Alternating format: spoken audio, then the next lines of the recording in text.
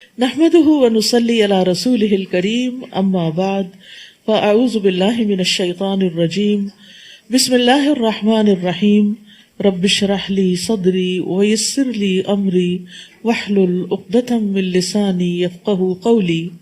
طالب علم کے لیے مرحبا، ویلکم۔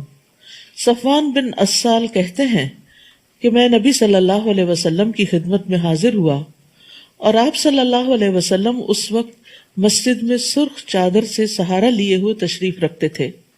بس میں نے عرض کیا، یا رسول اللہ، میں طلب علم کے لیے حاضر ہوا ہوں، یعنی میں نے اپنے آنے کا مقصد بتایا۔ رسول اللہ صلی اللہ علیہ وسلم نے فرمایا، مرحبا ہے، طالب علم کے لیے ویلکم۔ بے شک طالب علم کو فرشتے اپنے پروں سے ڈھک لیتے ہیں اور ایک دوسرے پر ہجوم کرتے ہیں، یہاں تک کہ آسمان دنیا تک پہنچ جاتے ہیں اس چیز کی محبت کی وجہ سے جس کو وہ طلب کرتا ہے۔ یعنی جب انسان کے دل میں علم حاصل کرنے کی محبت ہوتی ہے تو اس کی وجہ سے اس کو فوری طور پر یہ فائدے حاصل ہو جاتے ہیں۔ تو اس لیے جب ہم یہاں پر آئیں تو ہماری واحد نیت یہی ہونی چاہیے کہ ہم اپنے علم میں اضافہ کرنے جا رہے ہیں، اپنے علم کو تر و تازہ کرنے جا رہے ہیں، اور اللہ سبحانہ وتعالیٰ نے اس کام پر جو ہمیں وعدے کر رکھے ہیں ان کا شوق رکھتے ہیں اور اس کی امید رکھتے ہیں۔ اللہ تعالیٰ ہم سب کو یہ عطا فرمائے۔ 18واں پارہ شروع کرتی ہوں اللہ کے نام سے جو بے انتہا مہربان نہایت رحم فرمانے والا ہے۔ قد افلح المؤمنون، ایماندار لوگ کامیاب ہو گئے، ایمان والے کامیاب ہو گئے۔ ایمان والوں کے لیے کون سی کامیابی ہے؟ جنت کی کامیابی ہے، ان کا آخری ٹھکانہ، ان کی ہمیشہ کی زندگی بہت مزے میں ہوگی۔ نبی صلی اللہ علیہ وسلم نے فرمایا، اللہ تبارک و تعالیٰ نے جنت کو پیدا کیا، تعمیر کا انداز یہ تھا کہ ایک اینٹ سونے کی تھی، ایک اینٹ چاندی کی تھی اور گارا کستوری کا تھا۔ پھر اللہ تعالیٰ نے اسے کہا کلام کر، یعنی بات کرو، تو اس نے کہا، یعنی قد افلح المؤمنون، یقیناً کامیاب ہو گئے مومن۔ فرشتوں نے کہا، اے جنت تیرے لیے خوشخبری ہو، تو بادشاہوں کا ٹھکانہ ہے۔ یعنی ایک شخص دنیا میں اگر انتہائی غربت اور قسم پرسی کے عالم میں بھی زندگی بسر کر رہا ہے لیکن اس کے اندر ایمان ہے اور ایمان والوں کی خصوصیات ہیں تو جنت اس کے لیے ہے، اور جنت میں وہ بادشاہوں کی طرح رہے گا۔ کون ہے یہ ایمان والے؟ الذین هم فی صلاتہم خاشعون، وہ جو اپنی نمازوں میں خشوع اختیار کرتے ہیں، عاجزی اختیار کرتے ہیں۔ خشوع ایسی کیفیت کا نام ہے کہ انسان کے دل کے اندر عاجزی اور انکساری کا احساس ہو کہ میں اپنے رب کے سامنے کھڑا ہوں، اور اس وجہ سے اس کے سارے اعضاء بھی پرسکون ہو، یعنی اندر بھی سکون ہو اور باہر بھی سکون ہو۔ خشوع میں عام طور پر یہ سمجھا جاتا ہے کہ شاید بہت روتے ہوئے نماز پڑھنا خشوع ہے۔ رونا ہی خشوع نہیں، وہ بھی ایک پارٹ ہے، لیکن اصل چیز ہے دل کا حاضر ہونا، دل کا متوجہ ہونا اور اعضاء کا پرسکون ہونا۔ ایک چیز باطن سے تعلق رکھتی ہے اور ایک ظاہر سے تعلق رکھتی ہے۔ ظاہر میں انسان حرکتیں کثیر نہ کرے، بار بار چیزوں کو ادھر ادھر نہ کرے۔ مثلا بعض لوگ نماز میں روتے ہیں تو اپنے ساتھ ٹیشو رکھ لیتے ہیں، تو میں نے دیکھا ہے کہ وہ ٹیشو کو ہاتھ میں پکڑ کے نماز پڑھ رہے ہوتے ہیں، یہ اس کے خلاف ہے۔ اور اسی طرح دو ہاتھوں سے حرکت نہ کرے، جیسے کوئی چیز اگر آپ کو مجبوراً اٹھانی پڑی، رکھنی پڑی، ٹیشو بھی لینا پڑا تو اس کو دو ہاتھوں سے نہ کھولے، یعنی بس جس طرح ہے ایک ہاتھ سے ہی استعمال کرے۔ پھر اسی طرح بار بار کپڑے سنوارنا، آگے پیچھے کرنا، آگے اگر چادر پہ نماز پڑھے تو اس کی کریزیں درست کرنا، یہ ساری چیزیں خشوع کے خلاف ہیں۔ خشوع میں بھرپور توجہ اللہ سبحانہ تعالیٰ کی طرف رہنی چاہیے، یعنی دل نماز میں متوجہ ہو اور جو کچھ ہم کہہ رہے ہوں ذہنی طور پر بھی حاضر ہوں، اور اس بات کا احساس غالب رہے کہ میں اللہ رب العزت کے سامنے کھڑا ہوں اور اپنے رب سے سرگوشیاں کر رہا ہوں۔ اور نماز خشوع کے بعد بغیر ایسی ہی ہے، نماز خشوع کے بغیر ایسی ہی ہے جیسا کہ روح کے بغیر جسم، یعنی ایک لاشا سا ہے، ایک ڈھانچہ سا ہے جس کے اندر کوئی جان نہیں اگر نماز کے اندر خشوع نہ ہو۔ تو انسان کے سارے اعضاء میں خشوع ہونا چاہیے، انکلوڈنگ ہز ہارٹ، یعنی دل کا خشوع یہ ہے کہ انسان اللہ کی طرف متوجہ ہو، ہاتھ پاؤں کا خشوع یہ ہے کہ انسان اپنی حرکتوں کو کم رکھے۔ جو خشوع سے نماز پڑھتا ہے اس سے اللہ کا وعدہ ہے کہ اللہ تعالیٰ اس کی بخشش فرمائے گا اور جو ایسا نہیں کرے گا اس کے لیے اللہ کا کوئی وعدہ نہیں، اگر چاہے تو بخش دے، اگر چاہے تو عذاب دے۔ خشوع جنت کو واجب کرنے والا عمل ہے۔ رسول اللہ صلی اللہ علیہ وسلم نے فرمایا، جو شخص اچھی طرح وضو کرے پھر خشوع و خضوع کے ساتھ متوجہ ہو کر 2 رکعت نماز ادا کرے تو اس کے لیے جنت واجب ہو جائے گی۔ یعنی یہ اگرچہ بہت مشکل کام ہے، لیکن جو اس کے کرنے میں کامیاب ہو جائے وہ پھر کامیاب ہی کامیاب ہے۔ نماز کا اجر خشوع کے حساب سے ہی ملتا ہے۔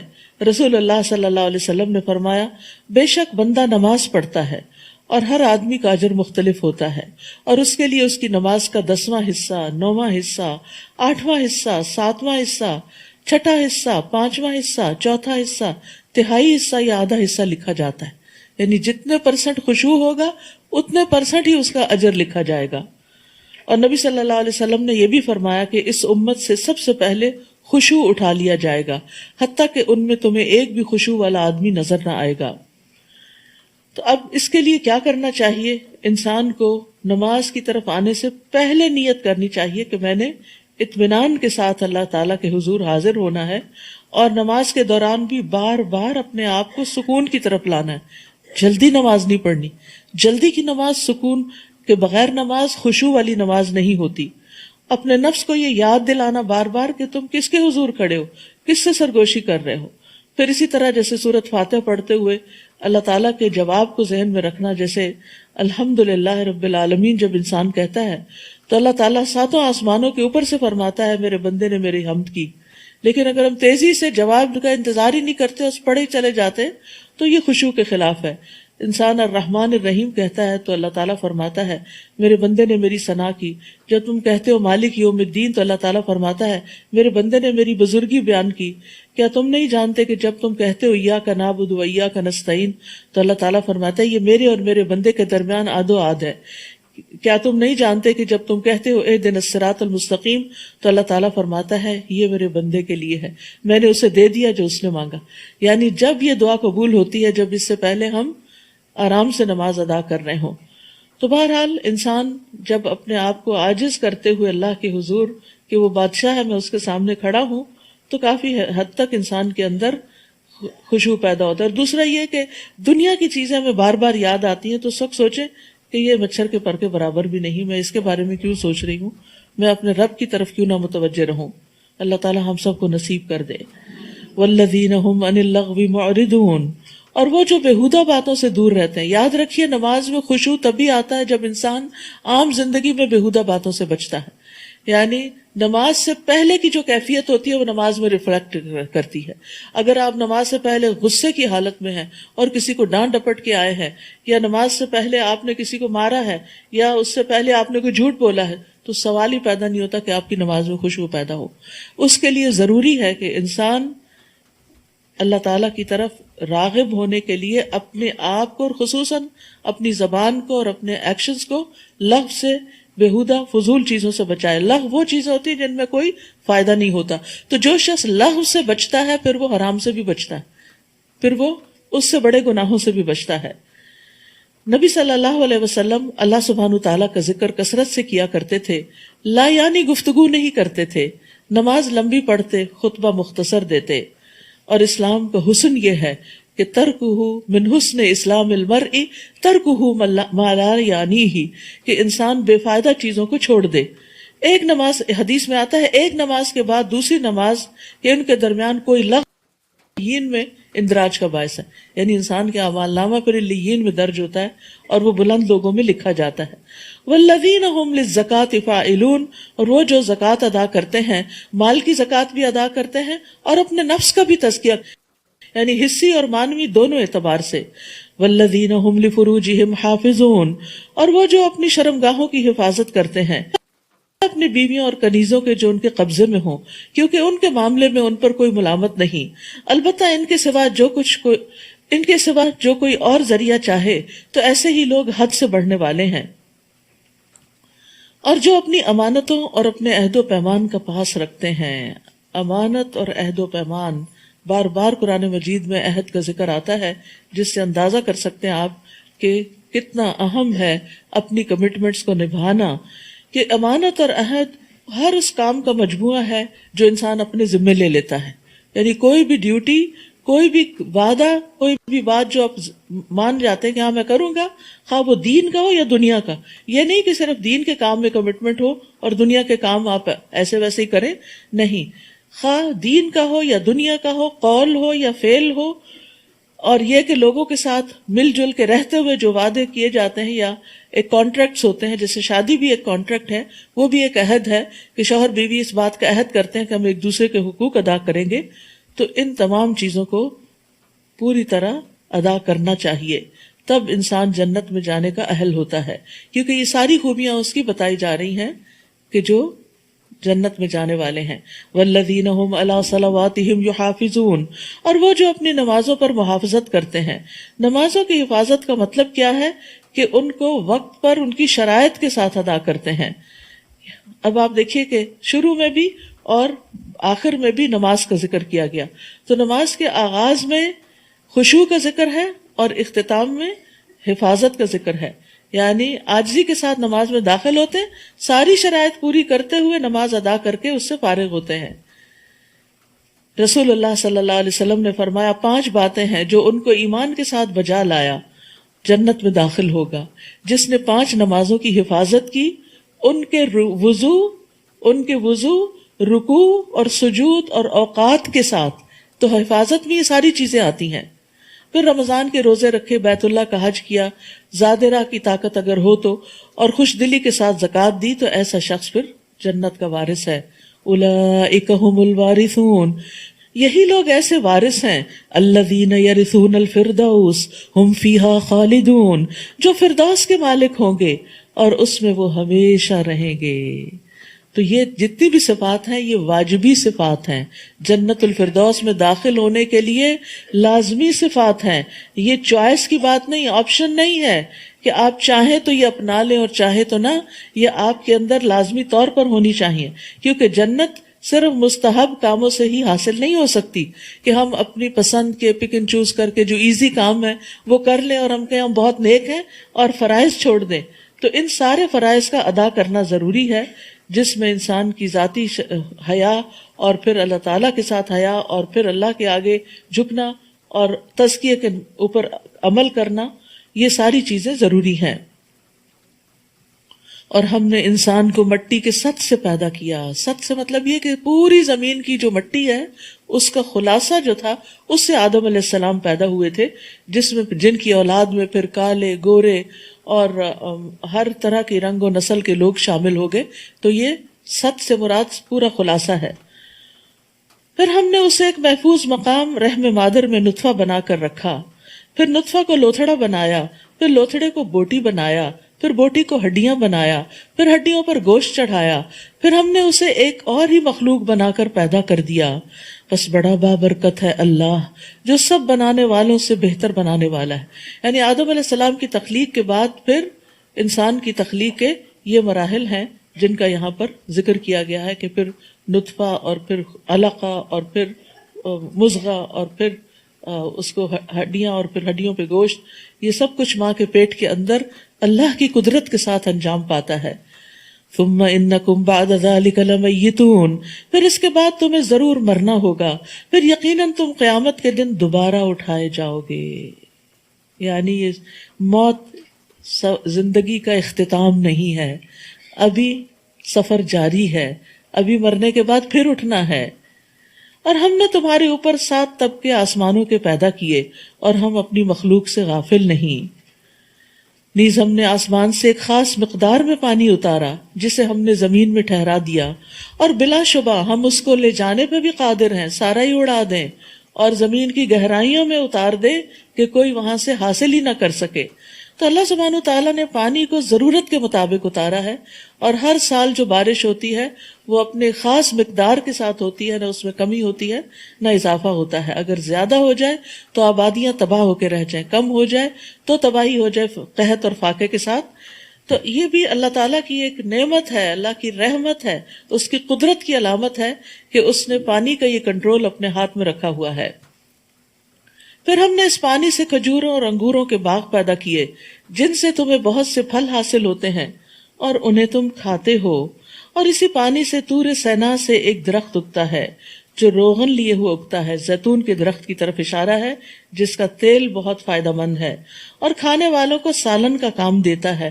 یعنی زیتون اور زیتون کا تیل دونوں ہی اگر اس تیل میں ڈپ کر کے کھائیں تو بالکل ایسے ہی ہے جیسے آپ کوئی کری کھا رہے ہوں. نیز ان پر کشتیوں نیز وہ وَعَلَيْهَا وَعَلَى الْفُلْكِ تُحْمَلُونَ وَإِنَّ لَكُمْ فِي الْأَنْعَامِ لَعِبْرَةً. نیز تمہارے لیے چوپایوں میں بھی عبرت کا سامان ہے. جو کچھ ان کے پیٹوں میں ہوتا ہے اس میں سے ایک چیز دودھ ہم تمہیں پلاتے ہیں اور ان سے تمہیں اور بھی بہت سے فوائد حاصل ہوتے ہیں اور ان میں سے بعض کو تم کھاتے بھی ہو. وَعَلَيْهَا ان چوپایوں پر وَعَلَى الْفُلْكِ تُحْمَلُونَ اور کشتیوں پر تم سوار بھی ہوا کرتے ہو.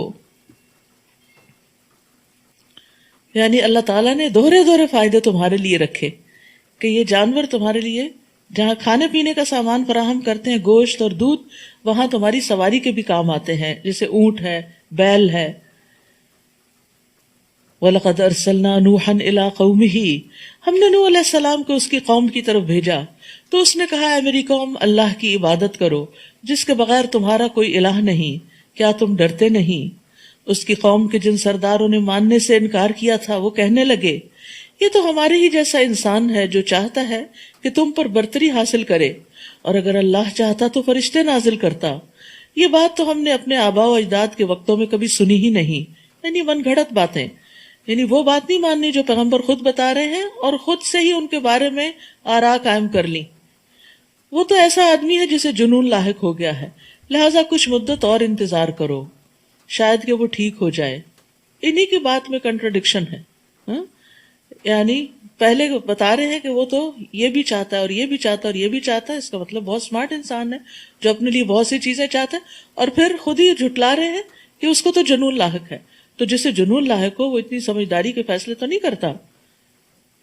نوح علیہ السلام نے دعا کی رب انصرنی بما کذبون، اے میرے رب ان لوگوں نے جو مجھے جھٹلایا ہے اس پر تو میری مدد فرما.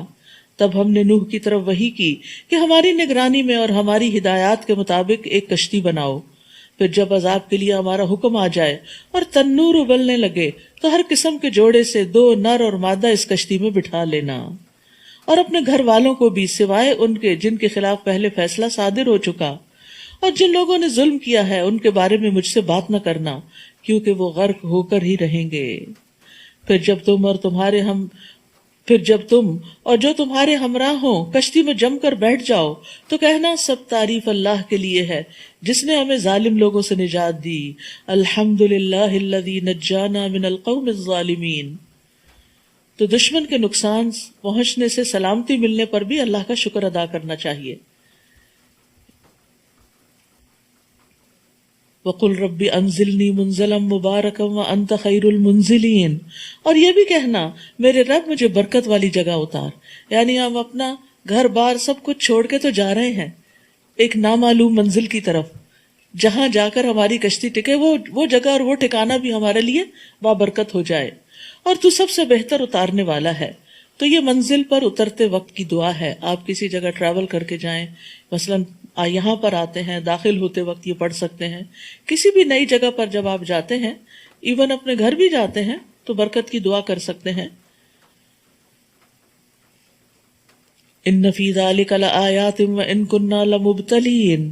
اس واقعے میں کئی نشانیاں ہیں اور آزمائش تو ہم کر کے ہی رہتے ہیں. پھر ان کے بعد ہم نے ایک اور نسل کو پیدا کیا، اس کا نام یہاں نہیں لیا گیا، لیکن آپ کے بعد جو بھی قومیں آئیں ان کی طرف اشارہ ہے. تو ان کی طرف انہی میں سے ایک رسول بھیجا جس نے انہیں کہا کہ اللہ کی عبادت کرو جس کے سوا تمہارا کوئی الہ نہیں، کیا تم ڈرتے نہیں؟ اور اس کی قوم کے جن سرداروں نے اس دعوت کو ماننے سے انکار کیا اور آخرت کی ملاقات کو جھٹلایا، اور جنہیں ہم نے دنیا کی زندگی میں عیش و آرام دے رکھا تھا، کہنے لگے یہ تمہارے ہی جیسا ایک انسان ہے، وہی کچھ کھاتا ہے جو تم کھاتے ہو اور پیتا بھی وہی کچھ ہے جو تم پیتے ہو، اور اگر تم نے اپنے ہی جیسے ایک آدمی کی اطاعت کر لی تو پھر تم خسارے میں رہو گے. اب انہیں شیطان نے ایک اور بات سجھا دی کہ تم چونکہ تمہارے جیسا انسان ہے اس لیے اس کی بات نہ مانو. حالانکہ زندگی میں انسان بہت مقامات پر ہر چیز صرف اپنی مرضی سے نہیں کرتا. مثلاً آپ بیمار ہیں تو کس کی بات مانتے ہیں؟ ڈاکٹر کی بات مانتے ہیں. اسی طرح مختلف طرح کے لوگ جن کو اللہ نے علم دے رکھا ہوتا ہے، جب آپ کو اس کے مطابق کوئی حاجت پیش آتی ہے تو اس سے مشورہ لیتے. اب تو آپ دیکھیں کنسلٹنسی کی کتنی فیس ہے، اور یہ باقاعدہ ایک پیشہ بن گیا ہے کہ لوگوں کو مختلف کاموں میں، جابز میں، پروفیشنز میں بہتر کرنے کا، بزنس میں بہتر کرنے کا مشورہ دینا، اور اس مشورے کی بڑی قیمت ہوتی. تو اسی طرح جس پر اللہ کی طرف سے وحی آتی ہو، انسان اسی کی بات کو نہ مانے، یہ کہہ کر ایک فضول سی دلیل دے کے کہ چونکہ یہ تمہاری طرح کا کھانا پینا کرتا ہے اس لیے اس کی بات مت سنو. اور اگر تم نے اپنے ہی جیسے ایک آدمی کی اطاعت کر لی تو پھر تم خسارے میں ہی رہے. کیا تمہیں وہ یہ کہتا ہے کہ جب تم مر جاؤ گے اور مٹی اور ہڈیاں بن جاؤ گے تو تم دوبارہ اٹھائے جاؤ گے؟ یعنی آخرت پر یقین نہیں رکھتے تھے، یہ ان کے لیے بڑی اچنبے کی بات تھی. یہ بات تو بعد از عقل اور بعید از قیاس ہے جس کا تمہیں وعدہ دیا جا رہا ہے. زندگی تو بس یہی دنیا کی زندگی ہے، ہم مرتے ہیں اور جیتے ہیں، اور ہم ہرگز اٹھائے نہیں جائیں گے. اور آج بھی یہ سوچ بہت پائی جاتی ہے کہ بس زندگی یہی دنیا کی زندگی ہے، مرنے کے بعد دوبارہ کوئی جی نہیں اٹھے گا. یہ ایک ایسا آدمی ہے جس نے اللہ پر جھوٹ باندھا ہے، اور کبھی ہم اس کی بات نہیں مانیں گے. اس رسول نے دعا کی، رب انصرنی بما کذبون، اے رب ان لوگوں نے جو مجھے جھٹلایا ہے تو اس پر میری مدد فرما. اللہ تعالیٰ نے فرمایا تھوڑے ہی عرصے بعد یہ اپنے کیے پہ پچھتانے لگیں گے. چنانچہ ٹھیک حق کے مطابق ایک ہیبت ناک چیخ نے انہیں آ لیا تو ہم نے انہیں خس و خاشاک بنا کے رکھ دیا. سو ظالم لوگوں کے لیے پھٹکار ہی پھٹکار ہے. پھر ان کے بعد ہم نے کئی اور قومیں پیدا کی. کوئی بھی قوم نہ اپنے وقت سے پہلے ختم ہوئی اور نہ اس وقت کے بعد ٹھہر سکی. پھر اس کے بعد ہم نے پے در پے اپنے رسول بھیجے. جب بھی کسی قوم کے پاس اس کا رسول آتا تو وہ اسے جھٹلا دیتے. تو ہم ایک قوم کے بعد دوسری قوم کو ہلاک کرتے رہے تاکہ انہیں افسانے بنا دیا. سو ان لوگوں پر پھٹکار ہو جو ایمان نہیں لاتے. پھر ہم نے موسیٰ اور اس کے بھائی ہارون کو معجزے اور روشن دلیل دے کے بھیجا فرعون اور اس کے سرداروں کی طرف، تو وہ اکڑ گئے اور وہ تھے ہی سرکش لوگ. کہنے لگے کیا ہم اپنے ہی 2 آدمیوں پر ایمان لائیں جبکہ ان کی قوم ہماری غلام ہے. وہاں کھانے پینے کا ایشو تھا، یہاں غلامی کا آ گیا کہ ان کی قوم چونکہ ہماری غلام ہے اس لیے ہم ان کی بات نہیں مانیں گے. تو یہ بودھی دلیلیں ہیں کسی کی بات نہ سننے کی. یعنی جب انسان اپنی خواہشات پہ عمل کرنا چاہتا ہے تو حق بات کرنے والے کے بارے میں کوئی نہ کوئی ایسی بات نکال لیتا ہے کہ جس سے اس کی بات ہی کو رد کر دیا جائے تاکہ اپنے آپ کو جسٹیفائی کر سکے کہ ہم اس لیے اس کی بات نہیں مان رہے. سوچنا یہ چاہیے کہ کسی بھی انسان کی جو مخلص ہو کر آپ کو کوئی حق کی بات کر رہا ہو، نصیحت کر رہا ہو، اور آپ سمجھ بھی رہے ہو کہ یہ بات صحیح کر رہا ہے، لیکن آپ صرف کسی خود ساختہ ریزن کی بنا پر اس کو جھٹلا دیں، اس کی بات کو جھٹلا دیں، تو اس کا کوئی نقصان نہیں ہوگا، یہ جھٹلانے والے کا ہی ہوگا. چنانچہ انہوں نے ان دونوں کو جھٹلا دیا تو وہ بھی ہلاک ہونے والوں میں شامل ہو گئے. اور ہم نے موسیٰ کو کتاب اس لیے دی تھی کہ لوگ اس سے رہنمائی حاصل کریں. اور ہم نے عیسیٰ ابن مریم کو اس کی والدہ کو ایک نشانی بنایا اور ایک ایسے ٹیلے پر جگہ دی جو اطمینان بخش تھی، اور وہاں چشمہ بھی موجود تھا. یعنی خاص طور پر ان پر جو انعامات کیے اور ان کا بھی ذکر ہے یہاں. یا ایھا الرسل، سب رسولوں کا ذکر کر کے اجمالی طور پر، مختصر طور پر، پھر سب کو خطاب ہے. کلوا من الطیبات واعملوا صالحا انی بما تعملون علیم. سارے پیغمبروں کو یہ ہدایت کی گئی. کیا؟ اے پیغمبروں کی جماعت، پاکیزہ چیزیں کھاؤ اور نیک اعمال کرو، اور جو کچھ تم کر رہے ہو اسے میں خوب جانتا ہوں. یاد رکھیے رزق حلال نیک کاموں میں مددگار ہوتا ہے. جب انسان کا کھانا حلال ہو جاتا ہے تو اس کی عبادت میں بھی خشوع پیدا ہو جاتا ہے. اور جب انسان اس کھانے میں اسراف برتتا ہے، غلط چیزیں کھاتا ہے جو اس کی صحت کے لیے نقصان دہ ہوتی ہیں، تو پھر کیا ہوتا ہے؟ انسان کسی کام کا نہیں رہتا، عبادت کے قابل نہیں رہتا. تو رزق میں طیب کا اہتمام بھی ضروری ہے. رسول اللہ صلی اللہ علیہ وسلم نے فرمایا اگر تم میں 4 خصائل پائے جاتے ہیں تو تمہیں دنیا کے کسی فائدے سے محرومی کا کوئی افسوس نہیں ہونا چاہیے. امانت کی حفاظت، سچی بات، حسن فطرت اور رزق کی پاک دامنی، رزق کی پاکیزگی. یعنی اگر رزق پاک ہو تو پھر تم فکر نہ کرو. بہت بڑا مارکا ہے یا بہت بڑی تم نے ایک چیز اکمپلش کر لی ہے اور بہت بڑے امتحان میں کامیاب ہو گئے ہو، کیونکہ انسان اپنی کمائی کا ایک بڑا حصہ کھانے پر ہی استعمال کرتا۔ لباس تو سال میں ایک آدھ دفعہ بنتا ہے، یا اسی طرح باقی چیزیں، کوئی آپ چیزیں مہینے میں قسط پے کرتے ہیں، کوئی 6 مہینے میں کرتے ہیں، لیکن کھانا تو روز کا کام ہے، کھانے پر تو ڈیلی سپینڈ کر رہے ہوتے ہیں۔ تو جس شخص کا کھانا پاک ہو گیا اس کی باقی زندگی بھی اچھی ہو جائے گی۔ صحابہ کرام ہر ممکن حد تک حرام چیز سے بچتے تھے۔ نبی صلی اللہ علیہ وسلم بھی بعض اوقات کھانے کی تحقیق کرتے تھے کہ یہ کہاں سے آیا ہے، کیا حلال ہے یا نہیں۔ وَإِنَّ هَذِهِ أُمَّتُكُمْ أُمَّةً وَاحِدَةً وَأَنَا رَبُّكُمْ فَاتَّقُونِ، اور یہ تمہاری امت ایک ہی امت ہے اور میں تمہارا رب ہوں، لہٰذا مجھی سے ڈرو۔ پھر لوگوں نے اپنے دین کے کام کو آپس میں ٹکڑے ٹکڑے کر لیا، ہر گروہ کے پاس جو کچھ ہے وہ اس میں مگن ہے، یعنی پک اینڈ چوز کر کے اپنی مرضی اور پسند کی چیزیں اختیار کر لی اور اس پر راضی اور خوش ہو گئے۔ لہٰذا ان کا قصہ چھوڑو کہ وہ ایک خاص وقت تک اپنی اس مدہوشی میں پڑے رہیں۔ کیا وہ یہ خیال کرتے ہیں کہ ہم جو انہیں مال اور اولاد دیے جا رہے ہیں تو ہم انہیں بھلائیاں دینے میں جلدی کر رہے ہیں؟ معاملہ یوں نہیں، بلکہ اصل بات کا انہیں شعور ہی نہیں۔ بھلائیاں پانے والے اور اہل لوگ وہ ہیں جو اپنے رب کے خوف سے ڈرتے رہتے ہیں۔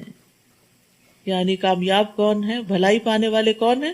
جن کے اندر رب کا خوف ہے، جو بہت سے گناہوں کو اللہ کے ڈر سے چھوڑ دیتے ہیں، اور جو اپنے رب کی آیات پر ایمان رکھتے ہیں، اور وہ اپنے رب کے ساتھ کسی کو شریک نہیں ٹھہراتے، اور وہ اللہ کی راہ میں دیتے ہیں جو بھی دیں، اور ان کے دلوں کو دھڑکا لگا رہتا تھا کہ وہ اپنے رب کے پاس لوٹ کے جانے والے ہیں۔ سبحان اللہ، ساری نیکیاں کر کے بھی ڈرتے ہیں، یعنی نیک اعمال کرنے کے باوجود بھی ان کی قبولیت سے ڈرتے ہیں کہ جب ہم اللہ کے پاس جائیں گے۔ ابھی تو بڑے خوش ہیں کہ ہم نمازیں بھی پڑھ رہے ہیں، روزے بھی رکھ رہے ہیں، صدقہ خیرات بھی کر رہے ہیں، افطار بھی کرا رہے ہیں، صدقہ جاریہ کے کام بھی کر رہے ہیں، تو بس اب تو ہماری نجات ہو ہی گئی۔ نہیں، جو حقیقی مومن ہوتے ہیں وہ یہ سارے کام کر کے اور اس کے علاوہ بھی نیکیوں میں آگے بڑھ پھر بھی اللہ سے ڈرتے ہیں کہ کہیں ایسا نہ ہو کہ کوئی ریاکاری ہو گئی ہو، کہیں ایسا نہ ہو کہ مال میں کچھ حرام کی ملاوٹ ہو گئی ہو، کبھی ایسا نہ ہو کہ ہم نے دے کے پھر کسی کو تانا دیا ہو، اذیت دی ہو، احسان جتایا ہو، ہم سے کہیں کوئی فرائض میں کمی نہ رہ گئی ہو، تو وہ نیک کام کر کے بھی ڈرتے ہیں۔ اور پھر یہ کہ پتہ نہیں اللہ تعالیٰ کو پسند آیا کہ نہیں، کیونکہ آپ دیکھیے دنیا میں جس سے ہمیں محبت ہوتی ہے نا، جس کی قدر و قیمت ہمارے دل میں ہوتی ہے، تو ہم جب کوئی کام کرتے ہیں تو پھر ہمارا کیا دل ہوتا ہے، کیا شوق ہوتا ہے کہ جو کام ہم نے اس کا کیا وہ اس کو پسند آ جائے اور اس پر خوش ہو جائے، اور جب ہمیں پتہ چلتا ہے کہ اس کو پسند آ گیا تو ہماری خوشی دوبالا ہو جاتی۔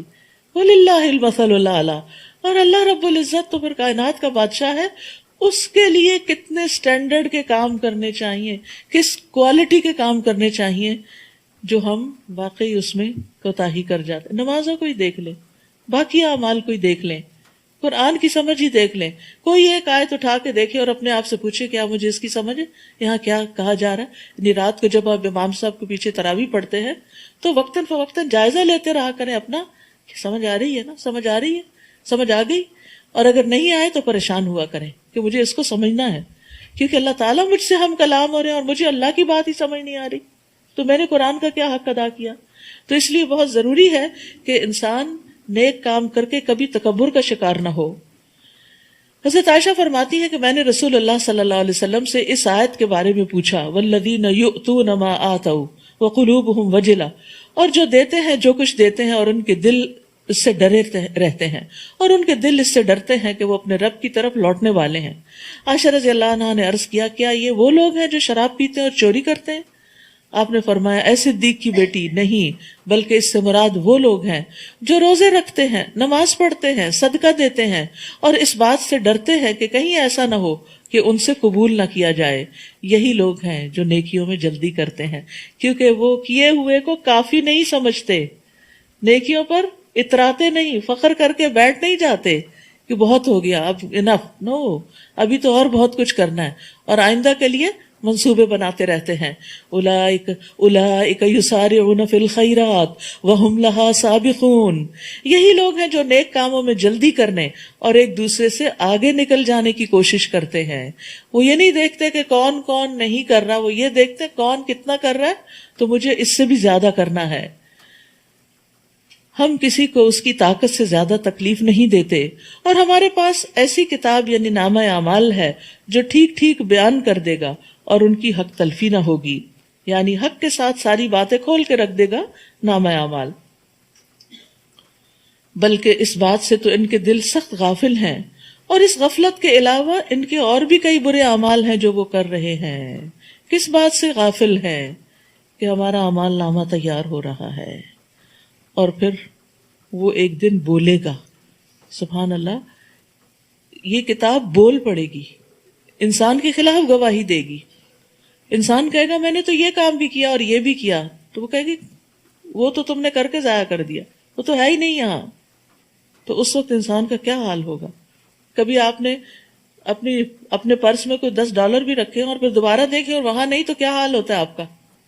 ہاں، کیا عجیب پریشانی ہوتی ہے کہ وہ کہاں گئے آخر، میں نے کہیں گرا دیے، کہیں اور رکھ کے بھول گئی یا خرچ کر دیے. کتنی دیر ذہن اسی میں آکیوپائڈ رہتا ہے، خواہ چھوٹی سی اماؤنٹ کیوں نہ ہو. سوچئے اگر آج ہم $1000 بھی اللہ کے راستے میں دیتے اور کل وہ ہمارے اعمال نامے میں نکلتا ہی نہیں، کیا پریشانی ہوگی کہ وہ تو میں نے دیے تھے، زکوٰۃ تو میں نے دی تھی، وہ گئی کہاں؟ صحیح جگہ نہیں دی تھی، پوری کیلکولیشن سے نہیں دی تھی، صدقہ کر کے احسان جتایا تھا، ریاکاری اور فخر کیا تھا، ختم، وہ نہیں ہے یہاں. اس وقت انسان کو اپنے اعمال کے اجر کی سب سے زیادہ ضرورت ہوگی. وہ جیسے سورۃ البقرہ میں اس بوڑھے شخص کی مثال دی گئی نا کہ جس کا باغ ہے اور عین بڑھاپے میں اولاد بھی کمزور ہے اور باغ ساری زندگی کا لگایا ہوا جل جائے. تو ہمیں نیک کام بھی کرنے لیکن ان کو سنبھالنا بھی ہے، صرف اللہ کی رضا کے لیے کرنا ہے، ان کی حفاظت کرنی ہے، ریاکاری سے بچنا ہے، احسان جتانے سے بچنا ہے، کام کر کے غلط باتوں سے بچنا ہے. کیونکہ بعض اوقات انسان اپنے منہ سے ایک غلط بات نکالتا ہے اور اس کے نتیجے میں اس کے سارے اعمال چٹ ہو جاتے ہیں، سب کے سب ضائع ہو جاتے ہیں اور اس کے پاس کچھ بھی نہیں رہتا. تو اس لیے زبان کی حفاظت بھی کرنی ہے. بعض اوقات ہم گھر والوں کے لیے پکاتے ہیں، ان کو کھلاتے ہیں، تھکتے ہیں، ہر چیز کرتے ہیں، اور پھر ساتھ ہی کچھ تانے بھی کھلا دیتے ہیں، یعنی خالص غذا نہیں کھلاتے. تو اس کا نتیجہ کیا ہوتا ہے کہ یہ کرائے پہ پانی پھر جاتا ہے. یہاں تک کہ جب ہم ان کے عیاش لوگوں کو عذاب میں پکڑ لیں گے تو اس وقت وہ چیخنا چلانا شروع کر دیں گے. ہم کہیں گے آج چلاؤ مت، ہماری طرف سے تمہیں کوئی مدد نہیں ملے گی. ہم کہیں گے آج نہیں قد کانت آیاتی تتلا علیکم، میری آیات تم پر پڑھی جاتی تھیں، وکنتم علی اعقابکم تنکسون، تو تم اپنی ایڑیوں پر پلٹ جاتے تھے. یعنی آیات سن کر کورے کے کورے واپس چلے جاتے، اپنے گھمنڈ میں میری آیتوں کو افسانے سمجھتے تھے اور فضول باتیں کرتے تھے. یعنی اہل عرب قرآن سنتے، پھر کعبہ کے باہر بیٹھ کر اپنی ٹولیاں اور مجلسیں جماتے، پھر اس میں اکڑتے بگڑتے، قرآن پہ تنقید کرتے، راتوں کو بیٹھ کے قصے کہانیاں کرتے، اور پھر اس کو چھوڑ دیتے تھے کہ یہ قابل قبول نہیں. کیا ان لوگوں نے اس کلام پر کبھی غور نہیں کیا؟ یا ان کے پاس کوئی ایسی بات آئی ہے جو ان کے آباء و اجداد کے پاس نہیں آئی تھی؟ یا انہوں نے اپنے رسول کو پہچانا ہی نہیں لہٰذا وہ اس کا انکار کر رہے ہیں؟ ابن عباس کہتے ہیں کہ اس کا مطلب یہ ہے کہ کیا وہ محمد صلی اللہ علیہ وسلم کو پہچانتے نہیں تھے جب آپ چھوٹی عمر میں تھے اور جب بڑے ہوئے؟ اور کیا وہ آپ کے حسب نسب اور آپ کی صداقت، آپ کی امانت اور دیانت اور آپ کے عہدوں کو پورا کرنے کو نہیں جانتے تھے؟ ام لم یعرفوا رسولہم، کیا انہیں پتہ نہیں ان کا رسول کون ہے؟ ساری زندگی تو اس نے ان کے درمیان گزاری ہے، اس کا کردار اور اس کا اخلاق اور اس کی امانت اور اس کی صداقت سب کچھ ان کے سامنے ہے. سب کچھ جاننے کے باوجود پھر وہ آپ سے اعراض برت رہے ہیں، پھر آپ کو جھٹلا رہے ہیں.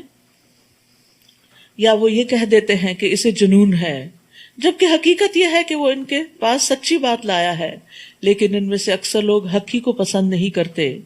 اور اگر حق ان کی خواہشات کی پیروی کرتا تو یہ زمین اور آسمان اور ان میں جو کچھ ہے ان سب کا نظام درہم برہم ہو جاتا، بلکہ ہم نے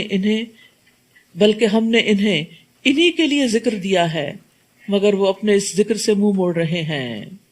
بل اتیناہم بذکرہم، ہم ان کے پاس انہی کا ذکر لائے ہیں، یعنی قرآن میں انہی کا ذکر موجود ہے اور وہ اپنے ہی ذکر سے منہ موڑ رہے ہیں۔ حقیقت یہ ہے کہ قرآن انسان کی ساری نفسیات کو، حالات کو، عادات کو، اس کی اچھائیوں، خوبیوں، خرابیوں، سب کو واضح کر کے بیان کرتا ہے۔ ایک آئینے کی طرح ہے جس میں ہم اپنا آپ دیکھ سکتے ہیں، اور دیکھتے رہنا چاہیے قرآن سنتے ہوئے، قرآن پڑھتے ہوئے، کہ اس میں سے کوئی چیز ایسی تو نہیں کہ جو میرے اندر ہو، کوئی اچھائی مینشن کی گئی تو اس کا بھی اپنے اندر ڈھونڈے کہ کیا وہ ہے، اور اگر کوئی غلط عادت مینشن کی گئی تو اس کو بھی دیکھیں کہ کیا میرے اندر تو نہیں ہے۔ یا آپ ان سے کچھ مال مانگتے ہیں تو آپ کے لیے آپ کے رب کا دیا ہی بہتر ہے، اور وہی بہترین رازق ہے۔ یعنی ایک داعی دین کے لیے وہ صلہ جو رب دیتا ہے وہ سب سے بہتر ہوتا ہے۔ اسے دین کی دعوت لوگوں سے مال حاصل کرنے کے لیے یا لوگوں سے فائدے اٹھانے کے لیے نہیں دینی چاہیے، کیونکہ فَخَرَاجُ رَبِّكَ خَيْرٌ وَهُوَ خَيْرُ الرَّازِقِينَ، جو صلہ، جو بدلہ اللہ کی طرف سے انسان کو ملتا ہے وہ سب سے بہترین ہے۔ وَإِنَّكَ لَتَدْعُوهُمْ إِلَىٰ صِرَاطٍ مُّسْتَقِيمٍ، اور بلا شبہ آپ انہیں سیدھی راہ کی طرف بلاتے ہیں، اور جو لوگ آخرت پر ایمان نہیں رکھتے وہ اس سیدھی راہ سے ہٹ کر چلنا چاہتے ہیں، اور اگر ہم ان پر مہربانی کریں اور ان کی تکلیف کو دور کر دیں تو یہ اپنی سرکشی میں اور زیادہ بہکتے جائیں گے۔ وَلَقَدْ أَخَذْنَاهُمْ بِالْعَذَابِ فَمَا اسْتَكَانُوا لِرَبِّهِمْ وَمَا يَتَضَرَّعُونَ، اور ہم نے انہیں عذاب میں مبتلا کیا تو بھی یہ نہ اپنے رب کے سامنے جھکے اور نہ آہوزاری کی، یہاں تک کہ ہم نے ان پر سخت عذاب کا دروازہ کھول دیا تو اس حال میں وہ ہر بھلائی سے مایوس ہونے لگے۔ وہی تو ہے جس نے تمہیں کان، آنکھیں اور دل عطا کیے تاکہ تم سنو، دیکھو، غور کرو، مگر تم لوگ کم ہی شکر گزار ہوتے ہو۔ اور وہی ذات ہے جس نے تمہیں زمین میں پھیلا دیا اور اسی کی طرف تم اکٹھے کیے جاؤ گے۔ اور وہی ہے جو زندہ کرتا ہے اور موت دیتا ہے، اور رات اور دن کا باری باری آتے رہنا اسی کے قبضہ قدرت میں ہے۔ کیا تم کچھ بھی نہیں سمجھتے؟ یعنی یہ ساری اللہ کی طاقت کی نشانیاں ہیں کہ ساری قدرت کا مالک وہی ہے، بلکہ انہوں نے بھی وہی کچھ کہہ دیا جو ان کے پہلے کہہ چکے ہیں کہ جب ہم مر جائیں گے اور مٹی اور ہڈیاں ہو جائیں گے تو ہمیں پھر زندہ کر کے اٹھایا جائے گا۔ یہ بات تو ہمیں اور اس سے پیشتر ہمارے آباء و اجداد کو بھی کہی گئی تھی، یہ تو محض پرانے افسانے ہیں۔ آپ ان سے پوچھئے اگر تمہیں کچھ علم ہے تو بتاؤ کہ زمین اور جو کچھ اس میں ہے وہ کس کا ہے؟ وہ فوراً کہہ دیں گے کہ اللہ کا۔ آپ کہیے پھر تم نصیحت قبول کیوں نہیں کرتے؟ پھر ان سے پوچھئے 7 آسمانوں عرش عظیم کا مالک کون ہے؟ وہ کہہ دیں گے کہ یہ سب کچھ اللہ ہی کا ہے۔ آپ کہیے پھر تم اللہ سے ڈرتے کیوں نہیں؟ یعنی جس شخص کو یہ پتا ہو کہ اللہ سبحانہ وتعالیٰ اتنا بڑا ہے اور اتنا عظیم خلاق ہے کہ اس نے ایک نہیں 7 آسمان بنائے اور عرش عظیم بنایا، تو پھر تمہیں اس سے ڈر نہیں لگتا کہ وہ تمہیں پکڑ بھی سکتا ہے تمہاری غلط کاریوں پر؟ تو گویا اللہ کی معرفت اللہ کی خشیت میں اضافہ کرتی ہے، اور معرفت وہی معرفت ہے جس سے خوف پیدا ہو، خشیت آئے، اور ایسے ہی لوگ اصل میں علم والے ہوتے ہیں۔ پھر ان سے پوچھئے اگر تم جانتے ہو تو بتاؤ کہ حکومت کس کی ہے؟ من بیدہ ملکوت کل شیء۔ پھر ان سے پوچھئے اگر تم جانتے ہو تو ہر چیز کی ملکیت کس کی ہے، اور وہ کون ہے جو پناہ دیتا ہے مگر اس کے مقابلے میں کسی کو پناہ نہیں مل سکتی؟ یعنی اللہ ہی حفاظت کرتا ہے اور کوئی اللہ سے کسی چھڑا کے نہیں لے جا سکتا، اور کوئی اور اگر حفاظت کر رہا ہے تو اللہ تعالیٰ اسے پکڑنے کی پوری قوت رکھتا ہے۔ یعنی جس کی مدد اور امن کا اللہ ارادہ کر لے تو اللہ کی مدد اور اس کے امن کے فراہم کرنے سے اسے کوئی دور کرنے والا نہیں۔ سَيَقُولُونَ لِلَّهِ فَقُلْ تُسْحَرُونَ، وہ فوراً کہیں گے کہ اللہ ہی ہے۔ آپ کہیے پھر تم پر کہاں سے جادو چل جاتا ہے؟ بلکہ ہم تو ان کے پاس حق لے کر آئے ہیں اور یقیناً یہی جھوٹے ہیں۔ اللہ تعالیٰ نے کسی کو اپنی اولاد نہیں بنایا اور نہ ہی اس کے ساتھ کوئی اور الہ ہے۔ اگر ایسی بات ہوتی تو ہر الہ اپنی مخلوق کو لے کر الگ ہو جاتا، اور ان میں سے ہر ایک دوسرے پہ غالب آنے کی کوشش کرتا. اللہ تعالیٰ تو ان باتوں سے پاک ہے جو یہ لوگ بیان کرتے ہیں. گویا دوسرے لفظوں میں کائنات کا انتظام جو اتنے سکون کے ساتھ چل رہا ہے، یہ اس بات کی بذات خود دلیل ہے کہ اس کا کنٹرول ایک ہستی کے پاس. کوئی بھی مشین، کوئی بھی چیز، چاہے گھر ہی کیوں نہ ہو، آپ کا کچن ہی کیوں نہ ہو، آپ اگر اس میں دوسرے لوگوں کو بھی اجازت دے دیں جہاں سے چاہے چیز اٹھائیں، جہاں چاہے رکھ دیں، تو کیا ہوگا؟ اگلے دن کام کرنا مشکل ہو جائے گا. تو ایک گھر کی مالکہ جو ہوتی ہے وہ ہر چیز کو ایک خاص سرکل میں لے کے چلتی ہے اور کسی دوسرے کی مداخلت برداشت نہیں کرتی، کیونکہ اس سے فساد ہوتا ہے، لڑائی جھگڑا ہوتا ہے. تو ساس بہو کے جھگڑے میں ایک بڑی بنیادی وجہ یہ بھی ہوتی ہے کہ ساس اپنے طریقے سے، پرانے طریقے سے گھر چلانا چاہتی اور بہو ماڈرن طریقے سے چلانا چاہتی، اور دونوں میں کلیش ہو جاتا ہے پھر، اور پھر اس کا نتیجہ یہ ہوتا ہے کہ الگ ہی کرنا پڑتا ہے، تبھی سکون آتا ہے، ورنہ کام درست نہیں ہو پاتا. تو یہی بات یہاں سمجھائے جانے کی کوشش کر رہی ہے کہ اگر کائنات میں دو الہ ہوتے تو پھر یہ سب کچھ اس طرح نہ چلتا. ہر ایک اپنی خدائی لے کے الگ ہوتا اور پھر ایک دوسرے پہ چڑھائی کرتا ہے. جس طرح زمین پہ مختلف ممالک آپس میں لڑ جھگڑ رہے ہیں، جو پاورفل ہے وہ کمزور کو دبا رہا ہے، تو ایسے ہی پھر آسمانوں پر بھی ہوتا اور تم یہاں جی نہ سکتے، چین سے نہ بیٹھ سکتے. عالم الغیب والشہادہ، وہ سب پوشیدہ اور ظاہر باتوں کا جاننے والا ہے، اور جن چیزوں کو یہ لوگ شریک ٹھہراتے ہیں ان سے وہ بالا تر ہے. اے پیغمبر آپ دعا کیجئے، اے میرے رب جس عذاب کی انہیں دھمکی دی جا رہی ہے، اگر وہ میری موجودگی پر آ جائے تو اے رب مجھے ان ظالموں میں شامل نہ کرنا. یعنی کفار مکہ کے مسلسل انکار کی وجہ سے نبی صلی اللہ علیہ وسلم کو پریشانی لاحق ہو گئی تھی کہ کہیں ایسا نہ ہو کہ جس طرح پچھلی قوموں پر عذاب آیا تھا اس قوم کو بھی عذاب نہ لے ڈوبے. تو اللہ تعالیٰ سے دعا کر رہے ہیں کہ اگر آپ نے ان کے عذاب کا فیصلہ کر لیا تو مجھے اس میں شامل نہ کرنا. اور جس عذاب کی انہیں دھمکی دی جا رہی ہے وہ عذاب آپ کو دکھانے پر ہم پوری قدرت رکھتے ہیں. ادفع باللتی ہی احسن السیئہ نحن اعلم بما یصفون. آپ ان کے جواب میں بھی ایسی بات کہیے جو بہت اچھی ہو. جو کچھ یہ لوگ بیان کرتے ہیں ہم اسے خوب جانتے ہیں. نیز یہ دعا کرتے رہیے کہ اے رب میں شیطان کی اکساہٹوں سے تیری پناہ مانگتا ہوں. کس کو کہا جا رہا ہے؟ نبی صلی اللہ علیہ وسلم کو کہا جا رہا ہے، اور اس میں سبق ہمارے لیے بھی ہے. وَأَعُوذُ بِكَ رَبِّ أَن يَحْضُرُونَ، اور اس بات سے بھی تیری پناہ مانگتا ہوں کہ وہ میرے پاس بھی پھٹکے. کتنی خوبصورت دعا ہے. یعنی اس بات سے مجھے بچانا کہ وہ مجھے بہکائے، اور یہ کہ شیطان میرے پاس بھی آئے. تو یہ جو ہمزات ہیں یہ شیطان کے ہمزات ہیں. اور ہمزات کیا ہیں؟ قرطبی کہتے ہیں غضب کے وہ حملے، غصے کے وہ حملے جن میں انسان اپنے اوپر قابو نہیں رکھ سکتا. یہ ہمزات ہیں. کیونکہ شیطان جو ہے وہ انسان کو دیکھتا رہتا ہے کہ یہ کب ویک پڑتا ہے، کمزور کب پڑتا ہے. تو انسان کے اوپر جب اس کی خواہشات غالب آ جاتی ہیں، کسی چیز کی محبت غالب آ جاتی ہے تو کمزور پڑ جاتا ہے. جیسے بچوں کے معاملے میں، بیوی کے معاملے میں بہت سے اصولوں کو کمپرومائز کر دیتا ہے. جب اس پر غم غالب آتا ہے تو وہ کمزور پڑ جاتا ہے. اسی لیے شیطان کا پسندیدہ کام کیا ہے؟ انسان کو غمگین رکھنا، ڈپریشن میں رکھنا. جب انسان شدید غصے میں آتا ہے تو انسان اپنے اوپر بھی قابو نہیں پاتا، کمزور پڑ جاتا ہے، تو شیطان آ کے کنٹرول کر لیتا ہے.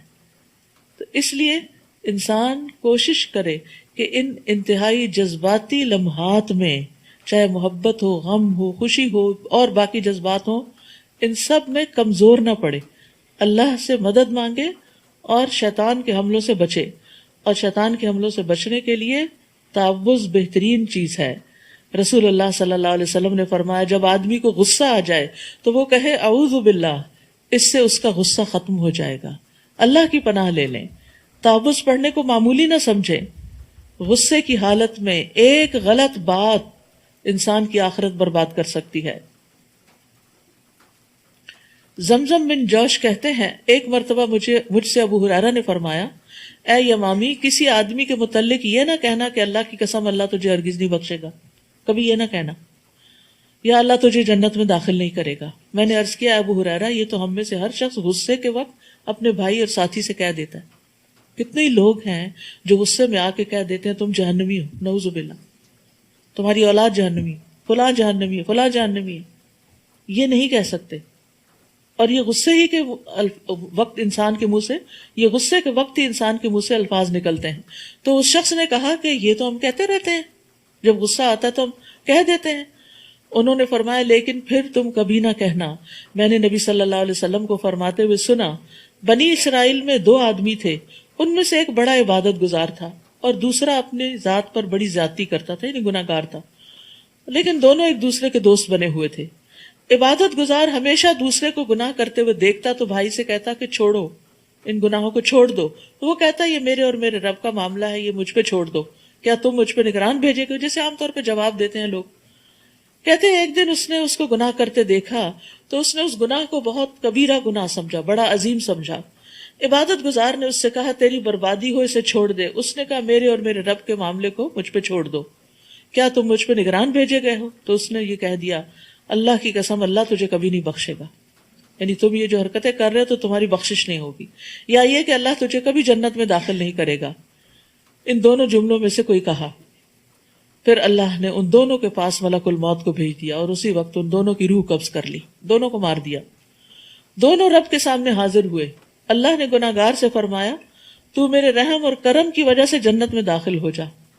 اور دوسرا جو بڑا نیک تھا اس کو کہا کیا تو میرے فیصلوں کو جانتا تھا؟ کیا جو کچھ میرے ہاتھ میں اس کا منتظم تو تھا؟ اسے جہنم میں لے جاؤ. آپ نے فرمایا اس ذات کی قسم جس کے ہاتھ میں ابو القاسم کی جان ہے، قسم کھا کے آپ نے یہ بات فرمائی. اس نے صرف ایک کلمہ ایسا بولا، منہ سے غصے کی حالت میں ایک بات ایسی نکالی جس نے اس کی دنیا اور اس کی آخرت کو تباہ کر دیا.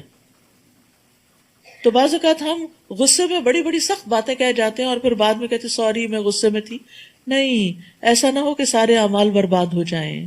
تو اللہ سے دعا کرے کہ اللہ ہمارے غصے کے وقت ہمیں ہمارے ہی شر سے بچائے اور ہم کوئی ایسی بات نہ کرے. ایک اور حدیث میں بھی یہ بات آتی ہے نا کہ بندہ اچھے کام کرتا رہتا ہے لیکن ایک بات منہ سے نکالتا ہے اور وہ اس کے سارے اعمال کو ضائع کر دیتی ہے.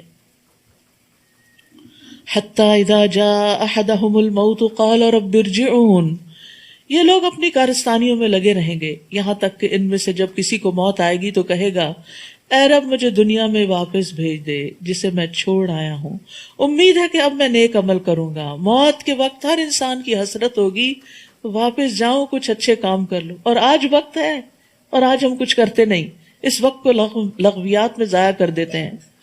اللہ تعالیٰ فرمائیں گے ایسا ہرگز نہیں ہو سکتا، یہ تو بس ایک بات ہوگی جسے اس نے کہہ دیا. اور ان مرنے والوں کے درمیان دوبارہ جی اٹھنے کے دن تک ایک آڑ حائل ہوگی. برزخ، برزخ کا لفظ اصل میں فارسی کے پردے کی عربک ہے. پردہ یعنی آڑ، حجاب، دنیا اور آخرت کے بیچ میں، یعنی مرنے کے بعد انسان کے دنیا کے بیچ میں اور اس کے بیچ میں ایک پردہ آ جاتا ہے، وہ واپس نہیں آ سکتا، کوئی کام نیکی کا دوبارہ نہیں کر سکتا. پھر جب سور پھونکا جائے گا تو ان کے درمیان کوئی رشتہ نہ رہے گا اور نہ ہی اس دن کوئی ایک دوسرے کا حال پوچھے گا. یہ نفخہ اولا میں گھبراہٹ کا عالم ہے. پہلا سور جب پھونکا جائے گا تو سارے انساب کٹ جائیں گے، سارے رشتہ دار ایک دوسرے کے لیے اجنبی ہو جائیں گے. اور یاد رکھیے سور پھونکنے والا فرشتہ جو ہے وہ جب سے پیدا ہوا ہے اس نے اپنے منہ سے سور لگا رکھا ہے، پیشانی جھکا رکھی ہے، کان متوجہ کر رکھے ہیں کہ کب اسے حکم ہوتا ہے کہ وہ اس میں پھونکے. تو جب صحابہ نے یہ سنا تو بہت گھبرا گئے. تو آپ نے فرمایا کہو حسبنا اللہ و نعم الوکیل علی اللہ توکلنا. ایسے گھبراہٹ کے عالم میں، ایسے مشکل وقت میں صرف اللہ ہی کی مدد کافی ہے، اللہ ہی مدد کر سکتا ہے. رسول اللہ صلی اللہ علیہ وسلم نے فرمایا سور پھونکنے والے فرشتے کو جب سے یہ ذمہ داری دی گئی ہے وہ تب سے تیار حالت میں اپنی آنکھیں عرش کی طرف لگائے ہوئے ہے، ریڈی، اس بات سے ڈرتے ہوئے کہ کہیں حکم ملنے سے پیشتر اس کی نگاہ ادھر ادھر نہ ہو جائے. وہ اپنی نگاہ بھی نہیں جھپکاتا، وہ مسلسل عرش کی طرف دیکھ رہا ہے، گویا اس کی آنکھیں 2 روشن ستارے ہیں اور مسلسل انتظار میں کہ کب حکم ہو اور وہ کام تمام کر دے. وَمَن ثَقُلَتْ مَوَازِينُهُ فَأُولَئِكَ هُمُ الْمُفْلِحُونَ. اس دن حق کے پلڑے بھاری ہوں گے تو وہ اس دن جن کے پلڑے بھاری ہوں گے تو وہ کامیاب ہوں گے. فمن ثقلت موازینہ، تو جن کے نامہ اعمال وزنی ہوں گے یعنی نیکیاں زیادہ ہوں گی. یاد رکھیے جس کی ایک بھی نیکی زیادہ ہو گئی، ایک بھی، جسٹ ون سنگل نیکی، تو اس پر بھی وہ کامیاب ہو جائے گا.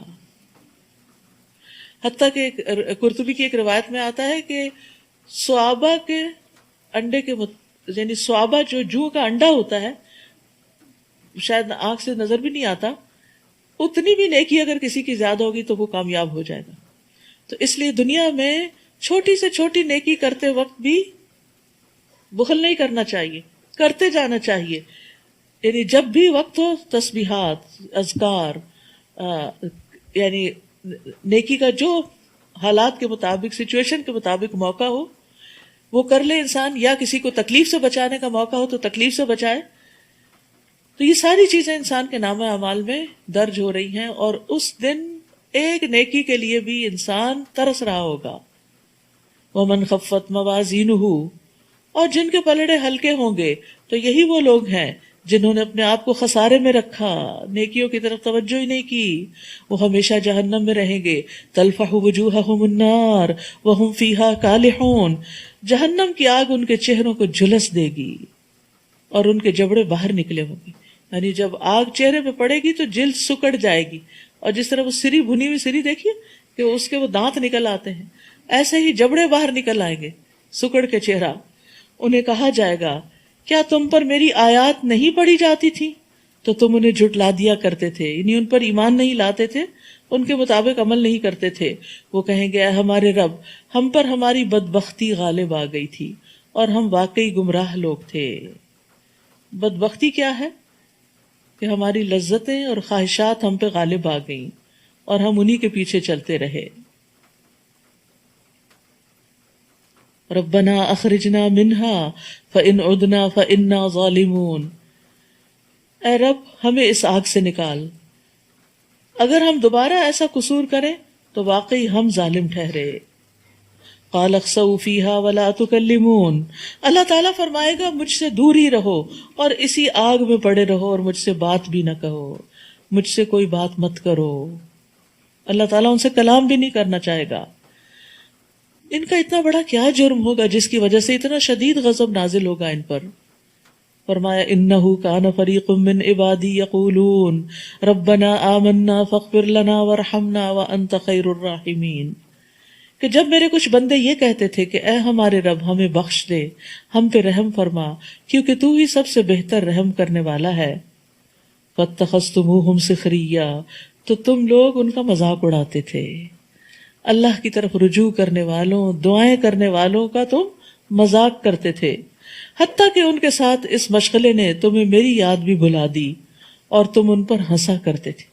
یہ ہے ان کا جرم، نیک لوگوں پر ہنسنا، کسی کی نیکی کا مذاق اڑانا اور اللہ کو بھول جانا اور دین کے شاعر کا مذاق اڑانا. یہ بہت بڑا جرم ہے جس پر انسان کے لیے جہنم کی ہمیشگی کی سزا ہے. یعنی دین ہنسی مذاق کی چیز نہیں ہے. وما هو بالہزل، یہ ایک سنجیدہ کلام ہے، یہ ایک سنجیدہ بات ہے اور اس پر عمل کرنا ضروری ہے. یعنی کبھی کسی بھی طرح ہلکے میں، چاہے پازیٹیو وے میں یا نیگیٹو وے میں، دینی شاعر کا مذاق نہ اڑائیں. آج میں نے انہیں ان کے صبر کا بدلہ دے دیا ہے، بلا شبہ وہی کامیاب رہے ہیں. قال کم لبثتم فی الارض عدد سنین، پھر اللہ تعالیٰ ان سے پوچھے گا بتاؤ تم کتنے سال زمین میں رہے. قالوا لبثنا یوما او بعد یوم فاسأل العادین، وہ کہیں گے یہی کوئی ایک دن یا اس کا کچھ حصہ. اتنی لمبی لمبی زندگی، 60-70 سال کی زندگی، ایک دن یا دن کا بھی کچھ حصہ. اور یہ بات تو شمار کرنے والوں سے پوچھ لیجئے، یعنی اپنے ساتھ اوروں کو بھی گواہ لا رہے ہوں گے کہ ہم سچ کہہ رہے ہیں. اللہ تعالیٰ فرمائے گا واقعی تم تھوڑا ہی عرصہ وہاں ٹھہرے. اگر دیکھا جائے تو آخرت کے مقابلے میں آخرت کا ایک دن 50,000 سال کے برابر ہے، اور پھر جو فیصلے کے بعد کی زندگی شروع ہوگی وہ تو کبھی ختم ہی نہیں ہوگی. تو اس کے مقابلے میں یہ زندگی کیا ہے؟ ایک ڈاٹ بھی نہیں، کچھ بھی نہیں.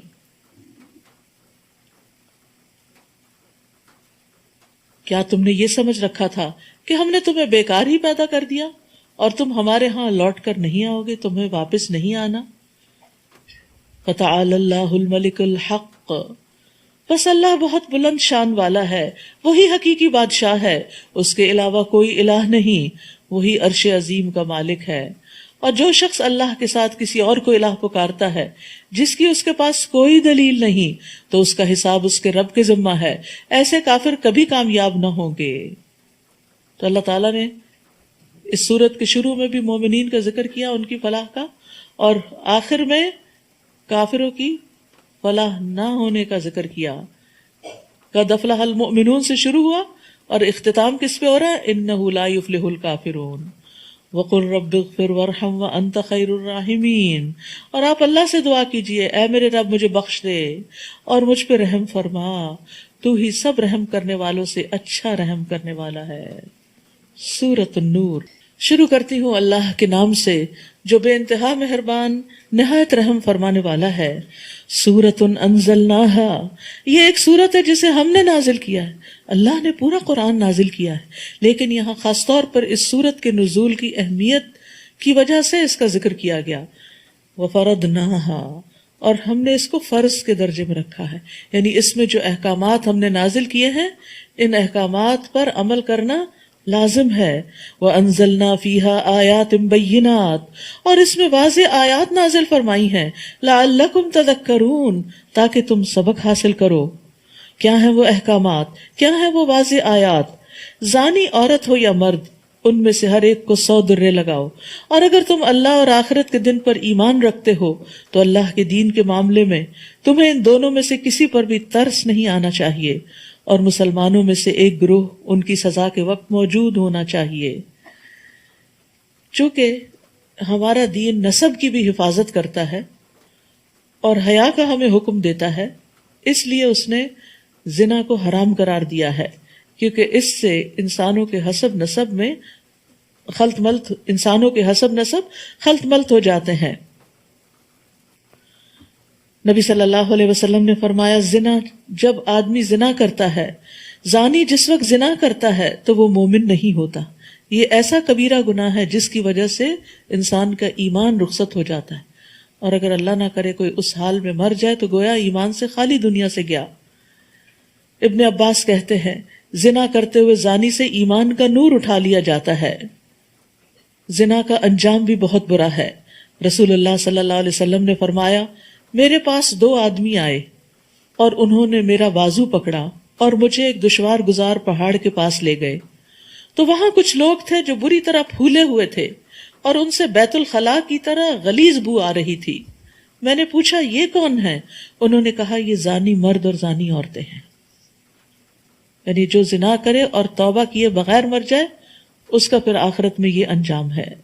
اور پھر یہاں پر یہ فرمایا کہ تم جب ان کو سزا دو تو پھر تو دین کے معاملے میں تمہارے اندر کوئی رأفت نہیں آنی چاہیے، یعنی بعض اوقات نرمی اور محبت سے انسان سمجھتا ہے اور بعض اوقات اس کو ڈسپلن کرنا پڑتا ہے، اور یہ بھی اللہ کی رحمت ہوتی ہے۔ یعنی کچھ بری عادتیں جب تک اس پر کوئی پنشمنٹ نہ ہو اس وقت تک وہ جاتی نہیں ہے، تو حدود کی راہ میں نرمی کی مذمت کی گئی ہے، اور ایک حد کو نافذ کرنے کی جو اہمیت ہے، رسول اللہ صلی اللہ علیہ وسلم نے فرمایا، زمین پر ایک حد جاری کرنا زمین والوں کے لیے 40 دنوں کی بارش سے بہتر ہے۔ زانی نہ نکاح کرے مگر زانیہ یا مشرکہ عورت کے ساتھ، یعنی جب پتہ چل جائے کہ کوئی لڑکا یا لڑکی زنا کے کام میں ملوث ہے اور وہ اس عادت بد کا شکار ہے اور وہ اس سے باز ہی نہیں آتا یا آتی، تو پھر اپنے بچے کا رشتہ وہاں نہیں کرنا چاہیے۔ اور زانیہ کے ساتھ وہی نکاح کرے جو خود زانی یا مشرک ہو، ہاں وہ آپس میں ایک دوسرے سے کر سکتے ہیں، اور اہل ایمان پر یہ کام حرام کر دیا گیا ہے، یعنی اچھی نیت سے بھی ان کے نکاح نہیں ہو سکتے، صرف سچی توبہ کے بعد ہی ممکن ہے۔ یعنی اگر کسی شخص سے ایسا کوئی غلط کام ہوتا رہا، مثلاً کوئی شخص نان مسلم تھا اور ان کے ہاں تو ایسے حلال حرام کی پرواہ نہیں ہوتی، اور وہ اپنی پچھلی زندگی میں ایسی کسی خرابی کا شکار رہا، پھر اس نے سچے دل سے توبہ کی، مسلمان ہو گیا، اور وہ کسی مسلمان لڑکی سے اب شادی کرنا چاہتا ہے، تو توبہ کے بعد شادی ہو سکتی ہے۔ اور جو لوگ پاک دامن عورتوں پر تہمت لگائیں پھر 4 گواہ پیش نہ کر سکیں، انہیں 80 کوڑے لگاؤ، یعنی کسی کے اوپر زنا کا الزام لگانا بھی بہت بڑا جرم ہے، اور آئندہ کبھی ان کی گواہی قبول نہ کرو، اور یہی لوگ بد کردار ہیں۔ جھوٹی گواہی دینا جو ہے، اور پھر خاص طور پر پاک دامن ایمان والی بھولی بھالی عورتوں پر زنا کی تہمت لگانا، یہ کبیرہ گناہوں میں سے ہیں۔ رسول اللہ صلی اللہ علیہ وسلم نے فرمایا، جس شخص نے کسی مومن کے بارے میں کوئی ایسی بات کہی جو اس میں نہیں تھی اور اس بات سے اس کو بدنام کیا، تو اللہ اسے جہنمیوں کی پیپ میں ڈالے گا۔ وہ اس بات کا مستحق رہے گا یہاں تک کہ وہ اپنی بات سے باز آ جائے۔ نبی صلی اللہ علیہ وسلم نے فرمایا، بے شک سب سے بڑا سود یہ ہے کہ انسان ناحق کسی مسلمان کی عزت سے کھیلے، اور تہمت لگانے والوں کو قیامت کے دن بھی کوڑے پڑیں گے۔ یعنی اگر وہ دنیا میں بچ بھی گئے اور توبہ نہیں کی اور اپنی بات سے باز نہیں آئے تو یہ بدلہ وہاں مل کر رہے گا۔ تو یاد رکھیے، انسان کو کسی کے بارے میں بھی کوئی بات ایسی نہ سننی چاہیے، اور نہ اس میں ہاں میں ہاں ملانی چاہیے، اور نہ اس سے مزے لینے چاہیے، اور نہ ہی ایسی باتوں کو آگے پھیلانا چاہیے۔ یہ کس قسم کا ٹیسٹ ہے؟ چاہے آپ کو پتا بھی ہو کہ کوئی شخص بہت خراب ہے، اگر آپ کے پاس 4 گواہ نہیں تو آپ زبان نہیں کھولیں گے، کیونکہ یہ بہت سنگین معاملہ ہے۔ کسی بھی لڑکی کی عزت جو ہے وہ اس کا سب سے قیمتی سرمایہ ہوتا ہے، اور اگر اس کی شہرت ہی خراب ہو جائے تو وہ اس کے لیے اس کو روئن کر دینے کے باعث۔ اس کا یہ مطلب نہیں کہ مرد کے اوپر الزام لگا سکتے ہیں، نہیں، چونکہ عورت کا معاملہ زیادہ نازک ہے اس لیے یہاں عورت کا ذکر کیا گیا، ورنہ مرد کے اوپر بھی الزام نہیں لگا سکتے۔ الا الذین تابوا من بعد ذلک واصلحوا فإن اللہ غفور الرحیم، البتہ جو لوگ اس کے بعد توبہ کر لیں اور اپنی اصلاح کر لیں تو یقیناً اللہ بڑا بخشنے والا اور رحم کرنے والا ہے۔ کیسی خوشخبری ہے کہ بڑے سے بڑے گناہ بھی معاف ہو جاتے ہیں۔ اگر کوئی ماضی میں غلطی کر چکا ہے تو اللہ تعالیٰ اس کو معاف کر دے گا، اگر وہ سچے دل سے توبہ کر کے آئندہ ایسے کسی گناہ کی طرف راغب نہ ہو۔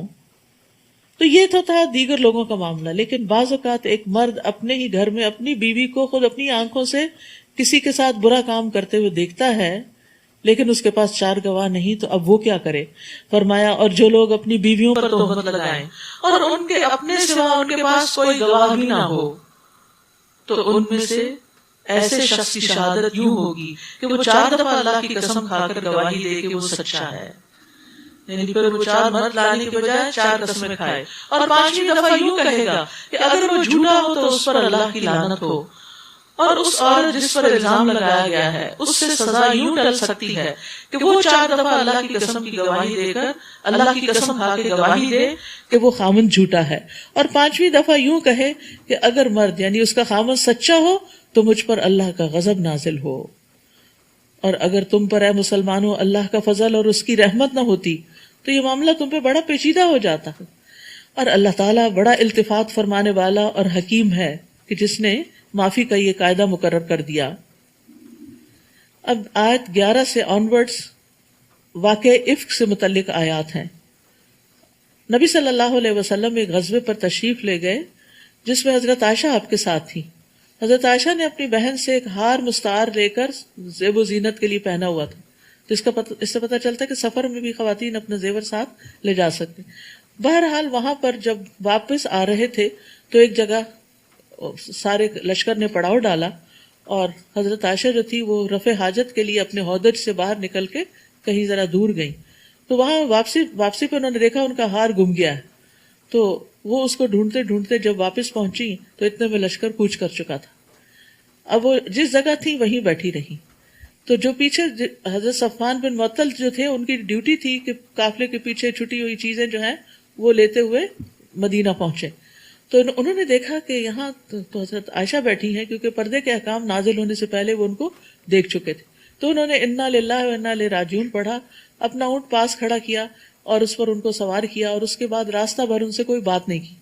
لیکن جب یہ مدینہ ان کو لے کے داخل ہو رہے تھے تو منافقین کے سردار عبداللہ بن ابی نے حضرت عائشہ پر زنا کا الزام لگا دیا کہ یہ جان بوجھ کے پیچھے رہی ہیں، اس شخص کے ساتھ نعوذ باللہ کو غلط تعلقات تھے اور یہ زنا کر کے واپس لوٹی ہیں، صحیح سلامت نہیں آئی۔ یہ کوئی چھوٹی بات نہیں تھی، بہت بڑی بات تھی۔ بہرحال یہ بات اس نے اپنے سرکل میں کہی، وہاں سے آگے پھیلتی چلی گئی اور ہر شخص پریشان تھا۔ 1 مہینے تک وہی نازل نہیں ہوئی اور مدینہ کی جو فضا تھی وہ بہت ٹینس ہو گئی۔ اس کے بعد اللہ سبحانہ تعالیٰ نے حضرت عائشہ کی صفائی میں، برات میں یہ آیات نازل کی. فرمایا ان الذین جاؤوا بالافک عصبۃ منکم، جن لوگوں نے تہمت کی باتیں کی ہیں وہ تمہیں میں سے ایک ٹولہ ہے، یعنی منافقین کا ٹولہ، جن کے پھیر میں کچھ چند مخلص مسلمان بھی آ گئے تھے. لا تحسبوه شرا لکم بل هو خیر لکم، اسے اپنے لیے برا نہ سمجھو بلکہ وہ تمہارے لیے اچھا ہے. سبحان اللہ، اتنی تکلیف سے نبی صلی اللہ علیہ وسلم گزرے، حضرت عائشہ، ان کے والدین، مخلص مسلمان، سارے کے سارے مدینہ والے، یعنی ایک انتہائی پریشانی اور غم کے عالم سے گزر رہے تھے، اور کسی کے پاس کوئی جواب نہیں تھا. حضرت عائشہ پر ایک پہاڑ ٹوٹ پڑا تھا غم کا.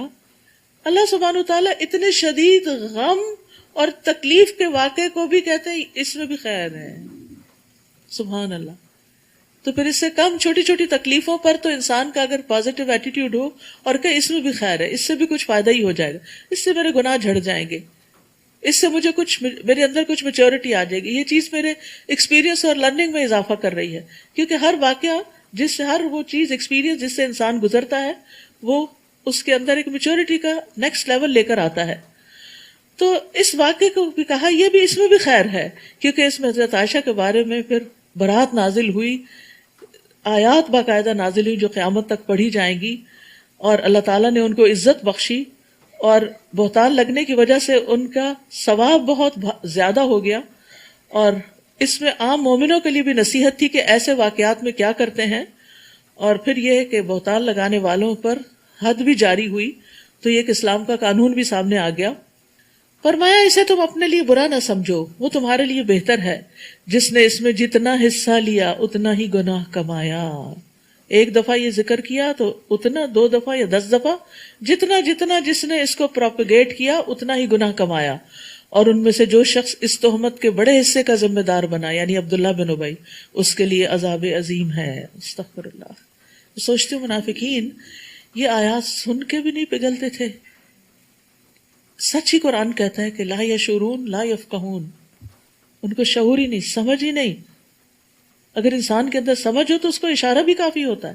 وہ دوسرے کی پٹائی ہو رہی ہے تو اپنے بارے میں ڈرتا ہے کہ کہیں مجھ سے ایسی غلطی نہ ہو کہ میری اس طرح کی پکڑ ہو. وہ دوسروں سے بھی عبرت لیتا ہے. کہاں یہ کہ کوئی بات خود اسی کے اوپر آ جائے اور وہ اس سے بھی نصیحت نہ پکڑے. فرمایا جب تم نے یہ قصہ سنا تھا تو مومن مردوں اور مومن عورتوں نے اپنے دل میں اچھی بات کیوں نہ سوچی اور یوں کیوں نہ کہہ دیا کہ یہ صریح بہتان ہے. یہی اخلاق ہمیں سیکھ لینا چاہیے. کسی کے بارے میں بری بات سنیں تو کہیں کہ ہمیں تو یقین نہیں آتا، اس کا دفاع کریں اور اس کو بہتان بتائیں. پھر یہ تہمت لگانے والے اس پر 4 گواہ کیوں نہ لا سکے. پھر جب یہ گواہ نہیں لا سکے تو اللہ کے ہاں یہی جھوٹے ہیں. اور اگر تم پر دنیا اور آخرت میں اللہ کا فضل اور اس کی رحمت نہ ہوتی تو جن باتوں میں تم پڑ گئے تھے ان کی پاداش میں تمہیں بہت بڑا عذاب آ لیتا. جس وقت تمہاری ایک زبان سے دوسری زبان اس بات کو لیتی چلی جا رہی تھی اور تم اپنے منہ سے وہ کچھ کہہ رہے تھے جس کے متعلق تمہیں کچھ علم نہ تھا. بغیر علم کے، بغیر دلیل کے تم بات کر رہے تھے اور تم اسے معمولی بات سمجھ رہے تھے، حالانکہ وہ اللہ کے ہاں بہت بڑی بات تھی. تو یاد رکھیے گناہوں کو حقیر نہیں سمجھنا چاہیے. ابن سیرین کہتے ہیں اللہ کی قسم جو گناہ مجھ سے ہو گئے میں ان پہ نہیں روتا بلکہ میں ان گناہوں پہ روتا ہوں جنہیں میں نے حقیر جانا جبکہ وہ اللہ کے ہاں انتہائی سنگین ہے. بعض اوقات انسان کوئی چھوٹی سا غلط کام کرتا ہے، کہتے کوئی بات نہیں، معمولی سی بات ہے، اللہ معاف کرنے والا ہے، خیر ہے، کوئی بات نہیں، اور یہ کہتے کہتے گناہ پہ گناہ کرتا چلا جاتا. ایسے گناہوں پر تو انسان توبہ بھی نہیں کرتا. جن گناہوں کو ہم گناہ سمجھتے ہیں ان پر تو توبہ بھی کر لیتے ہیں، اور جن گناہوں کو گناہ ہی نہیں سمجھتے ان پر تو ہم ہنسی مذاق کر لیتے ہیں. تو وہی بعضوں کا چھوٹے چھوٹے بھی اکٹھے ہو کر آگ بھڑکانے کے لیے کافی ہو جاتے ہیں. جب تم نے یہ قصہ سنا تھا تو تم نے یہ کیوں نہ کہہ دیا کہ ہمیں یہ مناسب نہیں کہ ایسی بات کریں. ما یکون لنا ان نتکلم بہذا سبحانک ھذا بہتان عظیم. سبحان اللہ، یہ تو بہت بڑا بہتان ہے. نبی کی بیوی کے بارے میں تم نے اچھی گواہی کیوں نہ دی.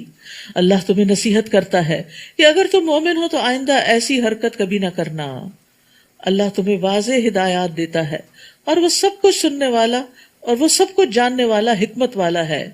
جو لوگ یہ چاہتے ہیں کہ ایمان لانے والوں میں بے حیائی کی اشاعت ہو ان کے لیے دنیا میں بھی دردناک عذاب ہے اور آخرت میں بھی. اور اس کے نتائج کو اللہ ہی بہتر جانتا ہے، تم نہیں جانتے۔ یاد رکھیے اللہ سبحانہ وتعالیٰ فحش کلامی سے، فحش باتیں، فحش بے حیائی سے، جسموں کو ننگا کرنے سے اور ان کی تشہیر کرنے سے، ان سب چیزوں سے نفرت کرتا ہے۔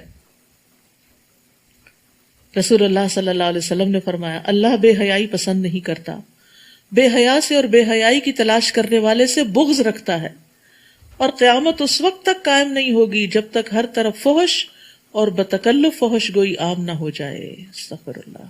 اور اسی طرح باتوں میں بھی فحش باتیں یا فحش موضوعات پر باتیں، یہ بھی اللہ تعالیٰ کو پسند نہیں۔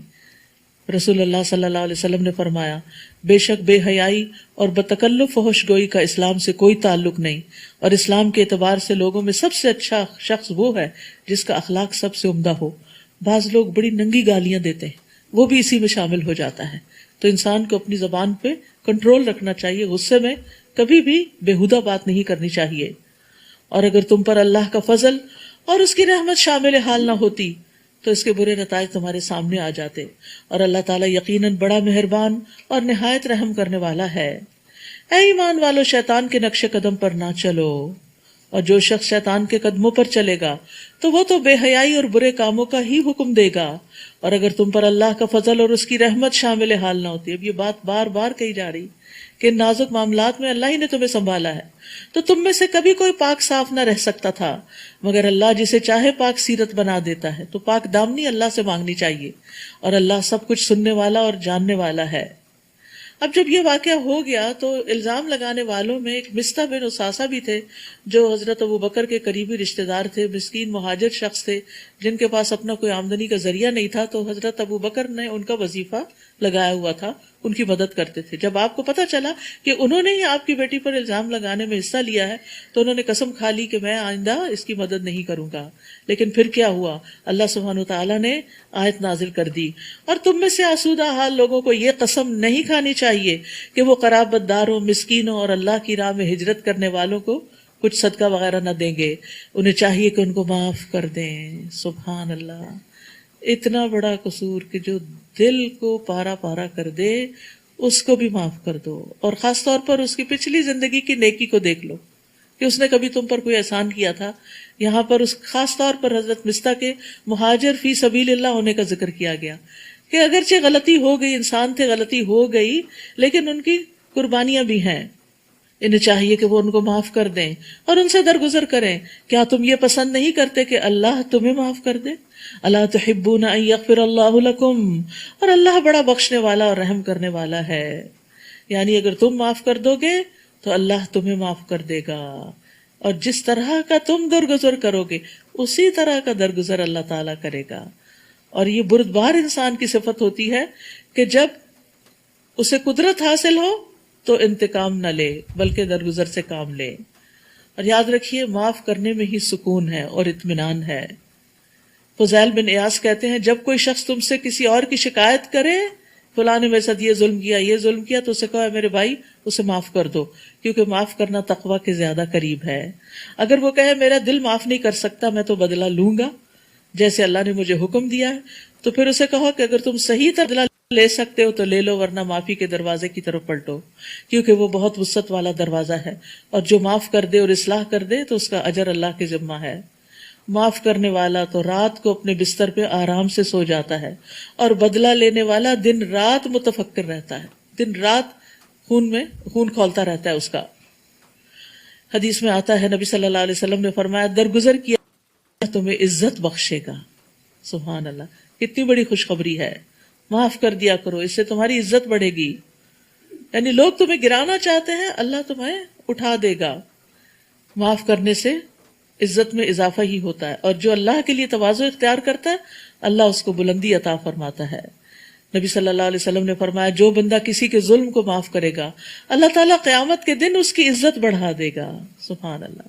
جو لوگ پاک دامن اور بھولی بھالی مومن عورتوں پر تہمت لگاتے ہیں ان پر دنیا میں بھی لعنت اور آخرت میں بھی، اور انہیں بہت برا عذاب ہوگا۔ یہ غافلات کون ہوتی ہیں؟ یعنی جنہیں بے حیائی کے کاموں سے اور زنا وغیرہ اور ایسے ریلیشن شپ سے کوئی تعلق واسطہ نہیں ہوتا، اور حضرت عائشہ ایسی ہی تھی۔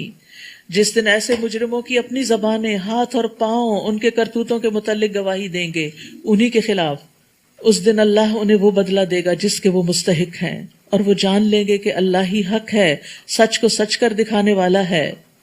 الخبیثات للخبیثین والخبیثون للخبیثات، خبیث عورتیں خبیث مردوں کے لیے ہیں، یا خبیث باتیں خبیث لوگوں کو ہی زیب دیتی ہیں، اور خبیث مرد خبیث عورتوں کے لیے ہیں، اور پاکیزہ عورتیں پاکیزہ مردوں کے لیے، اور پاکیزہ مرد پاکیزہ عورتوں کے لیے۔ ان کا دامن ان باتوں سے پاک ہے جو وہ تہمت لگانے والے بکتے ہیں، ان کے لیے بخشش بھی ہے اور عزت کی روزی بھی۔ اب یہ بات جب ہو گئی، یہ واقعہ پیش آ گیا، تو یہ واقعہ سبب بنا اس سورت کے نازل ہونے کا، ان آیات کے نازل ہونے کا، اور مسلمانوں کو معاشرتی زندگی کے آداب سکھانے کا، ان تمام چیزوں کے بارے میں بتانے کا، تاکہ وہ اس نتیجے تک پہنچے ہی نہ، پہلے سے ہی ایسے اصولوں پر عمل کریں جس کے نتیجے میں وہ ان بڑی مشکلات سے بچ سکیں۔ تو پہلا حکم، یا ایھا الذین آمنوا لا تدخلوا بیوتا غیر بیوتکم حتی تستأنسوا وتسلموا علی اہلها، اے ایمان والو اپنے گھروں کے سوا دوسروں کے گھروں میں داخل نہ ہوا کرو، یعنی اچانک کسی کے گھر میں مت چلے جاؤ، ہو سکتا ہے کسی لڑکی پہ تمہاری نظر پڑ جائے، ہو سکتا ہے کوئی عورت اکیلی ہو اور تمہاری نیت خراب ہو جائے، جب تک کہ ان کی رضا حاصل نہ کر لو، یعنی اجازت نہ لے لو، اور گھر والوں پر سلام نہ کر لو، یہ بات تمہارے حق میں بہتر ہے، توقع ہے کہ تم اسے یاد رکھو گے۔ تو گھر میں سلام کر کے داخل ہونا چاہیے، چاہے اپنا ہو یا دوسرے کا گھر ہو۔ اور اسی طرح تستأنسوا میں دستک دینا یا بیل کرنا یا ڈور ناک کرنا، کوئی بھی چیز جس کے ذریعے گھر والوں کو پتہ چل جائے کہ کوئی آ رہا ہے، اس کا استعمال ضروری ہے۔ پھر یا پہلے فون پر آپ بتا دیں کسی بھی ذریعے سے، پھر اگر ان میں سے کسی کو نہ پاؤ تو جب تک تمہیں اجازت نہ ملے اس میں داخل نہ ہونا، اکیلے گھر میں مت جانا ورنہ کوئی چوری کی تہمت ہی نہ لگا دے۔ اور اگر تمہیں کہا جائے کہ واپس چلے جاؤ تو واپس چلے جاؤ، یہ تمہارے لیے زیادہ پاکیزہ طریقہ ہے، یعنی اگر کوئی مصروف ہے اس وقت تمہیں اٹینڈ نہیں کر سکتا اور تم اجازت اور اطلاع کے بغیر چلے گئے ہو تو پھر قصور تمہارا اپنا ہے، اگر تمہیں اجازت نہیں ملتی اندر آنے کی تو پھر مت جاؤ۔ اور جو کام تم کرتے ہو اللہ اسے خوب جانتا ہے، یعنی جب لوٹ کے کوئی جانے کا کہے تو خوشی سے واپس جانا چاہیے، کیونکہ یہ بھی اللہ کے حکم ماننے کی بات ہے۔ البتہ بے آباد گھروں میں داخل ہونے سے تم پر کوئی گناہ نہیں، جہاں تمہارے فائدے کی کوئی چیز ہو، یعنی خالی گھر ہے تمہیں کسی نے رینٹ پر دے دیا، اب اس میں تم جا سکتے ہو اگرچہ وہ کسی اور کی ملکیت ہے، اور اللہ خوب جانتا ہے جو تم ظاہر کرتے ہو اور جو تم چھپاتے ہو۔ مزید حکم، قل للمؤمنین یغضوا من ابصارہم ویحفظوا فروجہم ذلک ازکی لہم، اے نبی مومن مردوں سے کہیے کہ وہ اپنی نگاہیں نیچی رکھا کریں اور اپنی شرمگاہوں کی حفاظت کریں، یہ ان کے لیے زیادہ پاکیزہ طریقہ ہے، اور جو کچھ وہ کرتے ہیں اللہ اس سے باخبر ہے۔ یاد رکھیے آنکھ دل کا دروازہ ہے، جو چیز آنکھ سے دل میں چلی جاتی ہے بعضوں کو دل میں بیٹھ جاتی ہے، تو آنکھ کے فتنے سے بچنے کی کوشش کرنی چاہیے، ایسی چیزوں پر نگاہ نہیں ڈالنی چاہیے یا نگاہ بھر کے نہیں دیکھنا چاہیے۔ اور یہ مردوں کے لیے بھی اور آگے عورتوں کو بھی یہی حکم ہے کہ جو انسان کو زنا کی طرف لے جائیں، حرام کی طرف لے جائیں، غلط چیز کی طرف، یا دنیا کی محبت کی خواہشات یا حسرتیں دل میں پیدا کر دیں۔ نبی صلی اللہ علیہ وسلم نے فرمایا ابن آدم پر اس کے زنا سے حصہ لکھ دیا گیا جو وہ لامحالہ اسے ملے گا، بس آنکھوں کا زنا دیکھنا ہے، سامنے بھی کسی کو دیکھنا اور تصویریں بھی ایسی ننگی دیکھنا اور پورن دیکھنا، یہ ساری چیزیں اس میں شامل ہو جاتی ہیں، اور یہ ایمان کے منافی عمل ہے۔ نبی صلی اللہ علیہ وسلم نے فرمایا اے علی نظر کے پیچھے نظر مت لگاؤ، یعنی ایک کے بعد ایک چیز دیکھی، اٹریکشن ہوئی، پھر دوبارہ نہ دیکھو، پھر دوبارہ نہ دیکھو، کیونکہ پہلی تمہارے لیے معاف ہے لیکن دوسری نہیں۔ اچانک نظر پڑے تو نظر پھیر لینی چاہیے۔ اور جو شخص 6 چیزوں کی ضمانت دے تو نبی صلی اللہ علیہ وسلم نے جنت کی ضمانت اس کو دی، اور اس میں ایک شرمگاہوں کی حفاظت اور دوسرے نگاہوں کو جھکا کے رکھنا۔ وَقُلْ لِلْمُؤْمِنَاتِ، اور مومن عورتوں سے بھی کہہ دیجئے کہ وہ اپنی نگاہیں نیچی رکھا کریں اور اپنی شرمگاہوں کی حفاظت کیا کریں، یعنی ان کے لیے ان کے لیے بھی وہی احکامات ہیں جو مردوں کے لیے، لیکن عورتوں کے لیے کچھ مزید احکامات بھی ہیں، اور وہ کیا ہیں؟ اور اپنی زینت کو ظاہر نہ کریں۔ زینت میں انسان کا میک اپ، خوبصورت کپڑے اور جسم کے وہ حصے جو چھپانے کے لائق ہیں جیسے گلا وغیرہ ہے، تو ان چیزوں کو غیر مردوں کے سامنے ظاہر نہیں کرنا چاہیے، مگر جو خود از خود ظاہر ہو جائے. مثلاً آپ نے ہاتھ بڑھایا کوئی چیز اٹھانے کے لیے، تھوڑا سا بازو سے کپڑا ہٹ گیا، یا ہاتھ پر کوئی انگوٹھی پہنی ہوئی ہے یا اس طرح کی، اور اپنی اوڑھنیاں اپنے سینوں پر ڈال لیا کریں اور اپنے بناؤ سنگار کو ظاہر نہ کریں. لیکن افسوس یہ کہ بعض لوگ سکارف بھی لیتے ہیں تو وہ گلے میں ہی لپیٹ لیتے ہیں اور سینہ ننگا ہو رہا ہوتا ہے. بعض لوگوں کا پورا سینہ ننگا ہوتا ہے، بعض آدھا ننگا کر کے پھرتے ہیں. تو یہ قرآن کے حکم کے صریح خلاف ہے. سکارف لیں، سینہ اپنی چیسٹ پوری ڈھانپ پہ، صرف اوپر اوپر گلے کی حد تک نہیں، یا اس طرح نہیں کہ دوپٹہ یوں لے کے سینہ ڈھانپ دے اور گلا ننگا ہو رہا ہو. کیونکہ خمار کہتے ہیں سر کے کپڑے کو، یعنی سر کا کپڑا اس طرح پہنے کہ وہ یہاں تک آ جائے. اور اپنے بناؤ سنگھار کو ظاہر نہ کریں، یعنی اپنا میک اپ اور زینت اور خوبصورتی غیر مردوں کے سامنے ظاہر نہ کریں، مگر ان لوگوں کے سامنے: خاوند، باپ، خاوند کے باپ یعنی سسر، بیٹے، اپنے بیٹے، شوہروں کے بیٹے یعنی ستیلے، بھائی، بھتیجے، بھانجے، اور اپنے میل جول والی عورتیں، کنیزیں جن کے وہ مالک ہوں، اپنے خادم مرد جو عورتوں کی حاجت نہ رکھتے ہوں، اور ایسے لڑکے جو عورتوں کی پوشیدہ باتوں سے ابھی واقف نہ ہوں. اور اپنے پاؤں زمین پر مارتے ہوئے نہ چلیں کہ جو زینت انہوں نے چھپا رکھی ہے یعنی زیورات وغیرہ کی، اس کا لوگوں کو علم ہو جائے. یعنی عورتیں پاؤں میں بھی بعض اوقات ایسی بجنے والا زیور پہنتی ہیں یا کچھ، یا ایسی جوتی بعض اوقات کہ جس سے پوری مارکیٹ متوجہ ہو جائے کہ کون جا رہا ہے. تو زمین پہ پاؤں مار کے بھی چلنا عورت کے لیے ناپسندیدہ ہے. اے ایمان والو، تم سب مل کر اللہ کے حضور توبہ کرو، توقع ہے کہ تم کامیاب ہو جاؤ گے. یعنی ان سارے احکامات کو ماننے کے بعد بھی توبہ کرتے رہو کہ کہیں کوئی چیز رہ نہ جاتی ہو، کرنے کے باوجود بھی کوئی بھول چوک نہ ہوتی ہو. لیکن ہم میں سے بہت سے لوگ اس گناہ کو گناہ ہی نہیں سمجھتے. توبہ کب کریں گے؟ نہ اس کو گناہ سمجھا، نہ اس سے باز آئے، اور اگر ہو چکا تو توبہ بھی نہیں کی. تو اس لیے بہت ضروری ہے کہ اس صورت کو، جس کو اللہ تعالیٰ نے فرمایا ہم نے نازل کیا، یہ ہمارے احکامات ہیں اور ہم نے فرض کیا ہے. کیونکہ بہت سے لوگ کہتے ہیں کیا اس زینت کو چھپانا کوئی فرض ہے؟ اللہ نے سورت کے شروع میں کہہ دیا یہ فرض احکامات ہیں، تو پھر اور کون سے فرض کی بات ہے؟ رسول اللہ صلی اللہ علیہ وسلم نے فرمایا تمہاری بدترین عورتیں وہ ہیں جو زینت کا اظہار کرنے والی ہیں، تکبر سے چلنے والی ہیں. ایسی عورتیں منافق ہیں، ان میں سے کوئی بھی جنت میں داخل نہ ہوگی مگر سرخ چونچ اور سرخ پیر والے کوے کی طرح، یعنی بہت کم، جو کلرڈ قسم کے برڈز ہوتے ہیں جو کبھی کبھی نظر آتے ہیں کسی خاص موسم میں.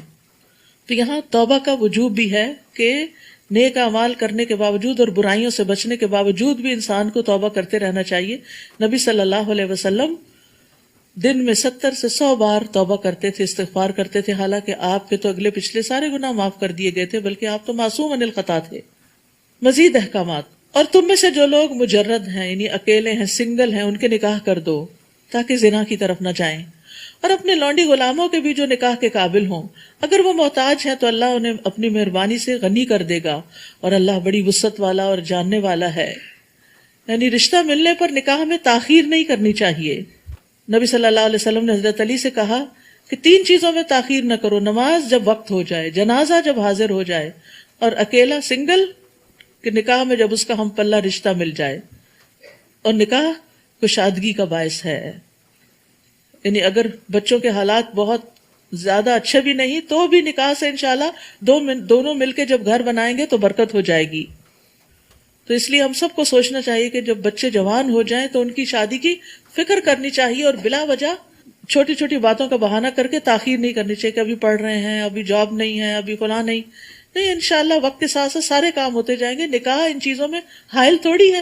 یہ تو ہم نے زندگی کا لائف سٹائل ایسا بنا لیا کہ جب شادی ہوگی تو سبھی کچھ چھوڑ بیٹھے. یعنی بعض بچیاں اتنا اچھا پڑھنے لکھنے میں ہوتی ہیں، کام میں ہوتی ہیں، لیکن شادی ہوگی بس پھر سو کے وقت گزارا جا رہا ہے. بس پہننے، کھانے، اوڑھنے، سیر سپاٹے کی طرف توجہ ہے اور پروڈکٹیو لائف نہیں بسر کرتی. تو شادی کاموں میں رکاوٹ نہیں ہے، بلکہ انسان کو اچھے مددگار مل جائیں تو پھر انسان اور زیادہ بہتر طور پہ آگے بڑھ سکتا ہے. اور جو لوگ نکاح کا سامان نہیں پاتے، یعنی مال نہیں، انہیں زنا وغیرہ سے بچے رہنا چاہیے. یہ نہیں کہنا چاہیے ہماری چونکہ شادی نہیں ہوتی اس لیے ہم زنا کر سکتے ہیں. نو جواز، تاکہ اللہ نے اپنے فضل سے غنی کر دے. اور تمہارے غلاموں میں سے جو مکاتبت کرنا چاہیں، اگر تم ان میں بھلائی دیکھو تو ان سے مکاتبت کر لو، یعنی انہیں آزاد کرنے کے لیے. اور اس مال میں سے جو اللہ نے تمہیں دیا ہے انہیں بھی دو. اور تمہاری لونیاں اگر پاک دامن رہنا چاہیں تو انہیں دنیاوی فائدوں کی خاطر بدکاری پہ مجبور نہ کرو. اس زمانے جاہلیت میں لوگ اور یعنی کہ اپنی لونیوں سے پروسٹیٹیوشن کا کام کرواتے تھے اور ان کی کمائی خود رکھ لیتے تھے. اور جو کوئی انہیں مجبور کرے تو ان پر جبر کے بعد اللہ تعالیٰ انہیں بخشنے والا ہے اور رحم کرنے والا ہے. اور پکڑ تو پھر اس کی ہوگی جو کسی کو برائی پہ مجبور کر رہا ہے. ہم نے تمہاری طرف واضح احکام بتلانے والی آیات بھی نازل کی ہیں اور ان لوگوں کی مثالیں بھی جو تم سے پہلے گزر چکے ہیں اور پرہیزگاروں کے لیے نصیحتیں بھی نازل کر دی ہیں. اللہ نور السماوات والارض، اللہ ہی آسمانوں اور زمین کا نور ہے. اس کے نور کی مثال ایسی ہے جیسے ایک تاک ہو جس میں ایک چراغ ہو. یہ چراغ فانوس میں رکھا ہوا ہو. وہ فانوس ایسا صاف شفاف ہو جیسے ایک چمکتا ہوا تارا، اور وہ چراغ زیتون کے مبارک درخت کے تیل سے روشن کیا جاتا ہو جو نہ مشرق میں ہوتا ہے نہ مغرب میں. اس کے تیل کو اگر آگ نہ بھی چھوئے تو بھی وہ از خود بھڑک اٹھنے کے قریب ہوتا ہے. اس طرح روشنی پر روشنی بڑھنے کے تمام اسباب جمع ہو گئے ہوں. اللہ اپنے ایسے ہی نور کی طرف جسے چاہتا ہے رہنمائی کر دیتا ہے، اور اللہ مثالیں بیان کر کے لوگوں کو سمجھاتا ہے. وہ ہر چیز کو خوب جاننے والا ہے. یہ آیت نور بڑی خوبصورت نور ہے، بہت ہی خوبصورت آیت ہے، اور اسی سے سورت کا نام بھی سورت النور ہے. تو اللہ حسی اور معنوی طور پر آسمانوں اور زمین کا نور ہے. اللہ تعالیٰ بذات خود نور ہے، اس کا حجاب نور ہے. اگر وہ اپنے حجاب کو ہٹا دے تو اس کے چہرہ مبارک کے انوار و جلال حد نگاہ تک ساری مخلوق کو جلا کر رکھ دیں. اس کے نور سے عرش، کرسی، سورج، چاند اور جنت منور ہیں. اسی طرح کا معنوی نور منبع بھی اللہ ہے. اس کی کتاب نور ہے، اس کی شریعت نور ہے، ایمان نور ہے. اللہ تعالیٰ کے رسولوں اور اس کے مومن بندوں کے دلوں میں جو معرفت الہی ہے، اللہ کی پہچان ہے، وہ بھی اللہ کا دیا ہوا نور ہے. اگر اللہ تعالیٰ کا نور نہ ہو تو گمراہیوں کے گھٹا ٹوپ اندھیرے چھا جائیں. لہٰذا ہر وہ مقام جہاں اللہ کا نور نہیں وہ اندھیروں میں ڈوب جاتا ہے. اس کے نور یعنی وہ نور جس کی طرف اللہ رہنمائی کرتا ہے، وہ اہل ایمان کے دلوں میں ایمان اور قرآن کا نور ہے. وہ ایک تاک کی طرح ہے، نیش کی طرح، جس میں چراغ ہو، کیونکہ تاک چراغ کی روشنی کو جمع کر دیتا ہے. جب ایک کلوز جگہ پر آپ چراغ رکھتے ہیں تو روشنی کی کنسنٹریشن ہو جاتی ہے، اس کو بکھرنے نہیں دیتا. چراغ شیشے کے فانوس میں رکھا ہوا ہو اور وہ فانوس اپنی صفائی اور خوبصورتی کی وجہ سے یوں لگے جیسے وہ چمکتا ہوا ستارہ ہو، یعنی وہ موتی کی مانند چمکتا ہو. یوقد من شجرۃ مبارکہ، یعنی وہ چراغ جو اس چمکدار فانوس کے اندر ہے زیتون کے تیل سے روشن کیا جاتا ہے، جس کا شعلہ سب سے زیادہ روشن ہوتا ہے، اور مشرقی جانب نہیں اور نہ مغربی، یعنی اس پر سورج کی پوری روشنی پڑتی ہے. ایسی جگہ کا زیتون. اور یہ کہتے ہیں کہ ملک شام یا فلسطین کا زیتون ایسا ہوتا ہے جس سے صبح اور شام سورج کی روشنی حاصل ہوتی. اس سورج کا اینگل ایسا ہوتا ہے، اس وجہ سے وہ نہایت عمدہ ہوتا ہے. اس کا تیل بھی بہت صاف ہوتا ہے. قریب ہے کہ اس کا تیل یعنی انتہائی صاف ہونے کی وجہ سے آپ روشنی دینے لگے، یعنی اس تیل کے اندر سے بھی ایک روشنی ہے اگرچہ اسے آگ نہ بھی چھوئے، اور جب اسے آگ چھو جائے تو روشنی بہت زیادہ ہو جائے. تو روشنی پر روشنی، نور پر نور، یعنی آگ کی روشنی اور زیتون کے تیل کی روشنی. تو یہ مثال جو اللہ تعالیٰ نے بیان کی، یہ دراصل مومن کے حالات کی مثال ہے کہ مومن کا دل جو ہے اللہ کے نور سے منور ہے، اور اللہ تعالیٰ نے اسے فطرت پر پیدا کیا. تو سب سے پہلا فطرت کا نور ہے، اور پھر وہ زیتون کے پاک صاف تیل کی طرح پاک ہے، فطرت سلیم ہے. پھر جب اس پر ایمان آیا تو یہ اس کے دل کو اس نے اور روشن کر دیا، جیسے آگ چراغ کی بتی کو روشن کر دیتی ہے. تو اسی طرح ایمان سے اس کے اندر سے شیطان کی ڈالی ہوئی نجاست نکل گئی. اور پھر اس کے بعد وہ جب قرآن کا نور، علم کا نور حاصل کرتا ہے تو یہ سارے نور اکٹھے ہو کر انسان کو ہدایت کی طرف رہنمائی دیتے ہیں. اور اللہ تعالیٰ جس کے لیے نور نہ رکھے پھر اس کے لیے کوئی نور نہیں ہوتا. تو غض بصر کے بعد آیت نور کا ذکر ہے، کیونکہ انسان جب حرام سے بچتا ہے تو پھر اس کو نور حاصل ہوتا ہے، پھر اس کو ایمان کی لذت اور حلاوت نصیب ہوتی ہے. نور علی نور، تو کتنے نور جمع ہو گئے ایک دل کے، مومن کے دل کے اندر، جس سے پھر صرف مومن خود ہی فائدہ نہیں اٹھاتا بلکہ اپنے ماحول کو بھی روشن کرتا ہے. اور اسی مقدار سے اس کی روشنی ہوتی ہے جس مقدار میں اندر نور ہوتا ہے. یعنی اس کے اپنے اندر بھی شرح صدر ہوتا ہے کہ وہ جس راہ پہ چلا جا رہا ہے اس میں اس کو کوئی شک نہیں ہوتا، یقین حاصل ہوتا ہے، اور اس پر سارے نقصان اٹھا کر بھی عمل کر رہا ہوتا ہے، اور ساتھ ساتھ وہ دوسروں کے لیے بھی منبع نور بن جاتا ہے، اوروں کو اپنی زندگی کے نور سے روشن کرتا ہے، ان کے لیے اچھا رول ماڈل بنتا ہے، اچھی مثال بنتا ہے. اور مومن ایسا ہی ہوا کرتا ہے. یہ ان گھروں میں ہوتے ہیں، یعنی ایسے مومن ان گھروں میں ہوتے ہیں جن کے متعلق اللہ نے حکم دیا کہ ان میں اللہ کا نام بلند کیا جائے، یعنی مساجد، اور اس کا ذکر کیا جائے. ان مساجد میں صبح و شام ایسے لوگ اللہ کی تسبیح کرتے رہتے ہیں. یعنی مومن وہ ہے جس کا دل مسجد کے ساتھ اٹکا ہوا ہے، لگا ہوا ہے. جہاں نیکی اور خیر اور اللہ کا ذکر ہوتا ہے، ان مجالس سے اس کی محبت بے مثال ہوتی ہے. رسول اللہ صلی اللہ علیہ وسلم نے یہ بھی فرمایا کہ اپنی نمازوں کا کچھ حصہ اپنے گھروں میں بھی ادا کیا کرو، تاکہ وہاں، اور ان کو قبرستان کی طرح نہ بناؤ، تاکہ، اور وہ گھر جس میں قرآن کی تلاوت کی جاتی ہے وہ اہل آسمان کو ایسے نظر آتا ہے جیسے زمین والوں کو ستارے. تو مردوں کے لیے تو مساجد ہیں، اور عورتوں کے لیے ان کے گھر ہیں جن کو انہیں قرآن کی تلاوت سے، دین کی مجالس سے روشن کرنا چاہیے. اس لیے ہم میں سے ہر ایک کے دل کے اندر یہ خواہش ہونی چاہیے کہ میں اپنے گھر میں بھی کوئی حلقہ کروں. یعنی آپ جیسے اب رمضان ختم ہوگا، یہاں پر پروگرام ختم ہو جائے گا، تو پھر آپ کے اندر ایک خلا سا ہوگا. اس خلا کو نہیں چھوڑیے، آپ فوراً کہیں نہ کہیں کمٹمنٹ کر لیجئے. کوئی تجوید کا کورس شروع کر لے، کوئی تفسیر کا کر لے، کوئی اسی فہم القرآن کا. انشاءاللہ آن لائن جب یہ دورہ قرآن ختم ہوگا تو آن لائن دن میں 3 پارے کر کے ان خواتین کے لیے جو پورا مہینہ چھٹی نہیں لے سکی اور رمضان کے آخری عشرے میں وہ کچھ پڑھنا سیکھنا چاہتی ہیں، تو پھر ایک دفعہ پورا قرآن مکمل ہوگا انشاءاللہ تعالی. تو پھر اسی طرح یہ ہے کہ رمضان کے بعد عید کے بعد پھر آپ نے اپنے آپ کو چھوڑنا نہیں، کیونکہ روزوں نے آپ کے اوپر ایک ایمانی اثر ڈالا، تقویٰ حاصل ہوا آپ کو، قرآن کے پڑھنے نے آپ کے اندر نور کی شمع روشن کر دی. اب یہ نور بجھنے نہ پائے، اس کو ایمان سے، قرآن سے، علم سے روشن رکھیں. کسی نہ کسی علم کی مجلس کو ضرور اختیار کریں، اور کبھی اپنے گھر کے اندر بھی، چاہے ہفتہ وار، چاہے مہینے میں ایک دفعہ، چاہے زندگی میں ایک دفعہ، کیونکہ وہ گھر آسمان سے ستاروں کی طرح چمکتے ہیں جہاں یہ نور روشن ہوتا ہے. حتیٰ کہ عید کی پارٹیوں میں بھی جب آپ جائیں یا لوگوں کو بلائیں تو وہاں بیٹھ کر بھی علم کی کوئی بات ضرور کریں.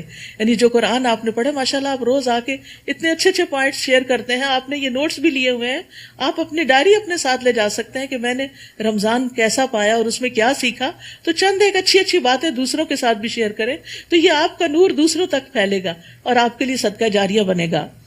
فرمایا رجال، وہ ایسے لوگ ہیں انہیں اللہ کے ذکر، نماز قائم کرنے اور زکوٰۃ ادا کرنے سے نہ تجارت غافل کرتی ہے نہ خرید و فروخت. اسی طرح مومن عورتیں جو ہیں گھر کے کام کاج، اپنی ذمہ داریاں، جابز، ان کو اللہ کے ذکر سے غافل نہیں کرتی.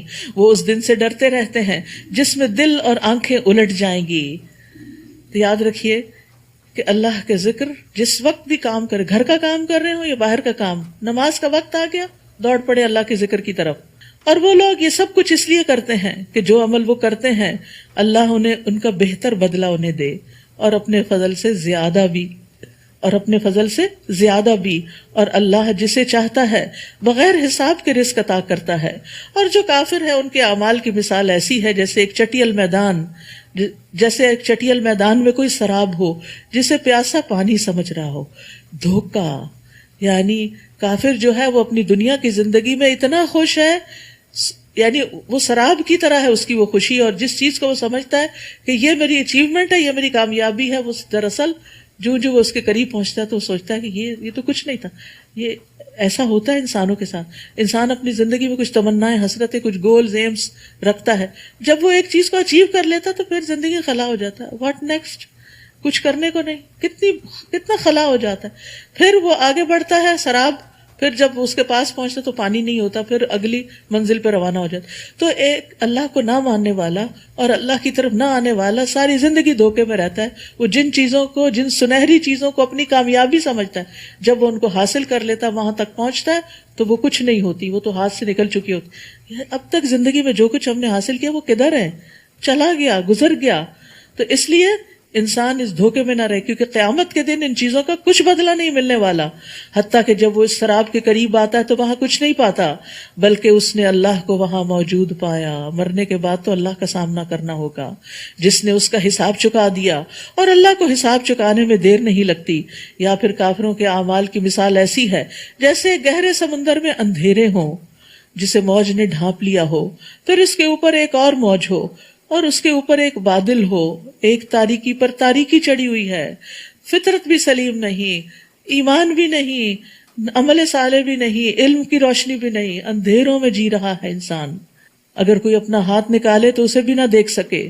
جسے اللہ روشنی عطا نہ کرے اس کو کہیں سے بھی نور نہیں مل سکتا، اس کے لیے کوئی روشنی نہیں، کیونکہ نور کا منبع اللہ کی ذات ہے، حسی بھی اور مانوی بھی. کیا تم دیکھتے نہیں کہ آسمانوں اور زمین میں جو کچھ ہے اور فضا میں پر پھیلائے ہوئے پرندے بھی یہ سب اللہ کی تسبیح کر رہے ہیں، تو کیا آپ نہ کریں گے؟ ہر مخلوق کو اپنی نماز اور تسبیح کا طریقہ معلوم ہے، کیا ہمیں بھی معلوم ہے؟ اور جو کچھ وہ کرتے ہیں اللہ سب کچھ جانتا ہے. نیز آسمانوں اور زمین کی بادشاہی اللہ ہی کے لیے ہے اور اسی کی طرف سب کو لوٹ کے جانا ہے. کیا تم دیکھتے نہیں کہ اللہ بادل کو آہستہ آہستہ چلاتا ہے، پتہ بھی نہیں چلتا، اور بادل ایک جگہ سے دوسری جگہ جا پہنچے ہوتے ہیں. ان کی ٹریفک کا کوئی شور اور دھواں کچھ بھی نہیں ہوتا، حالانکہ وہ آپ کی گاڑیوں سے زیادہ بھاری بوجھ لے کے چل رہے ہوتے ہیں، آپ کے ٹرک سے زیادہ لوڈڈ ہوتے ہیں.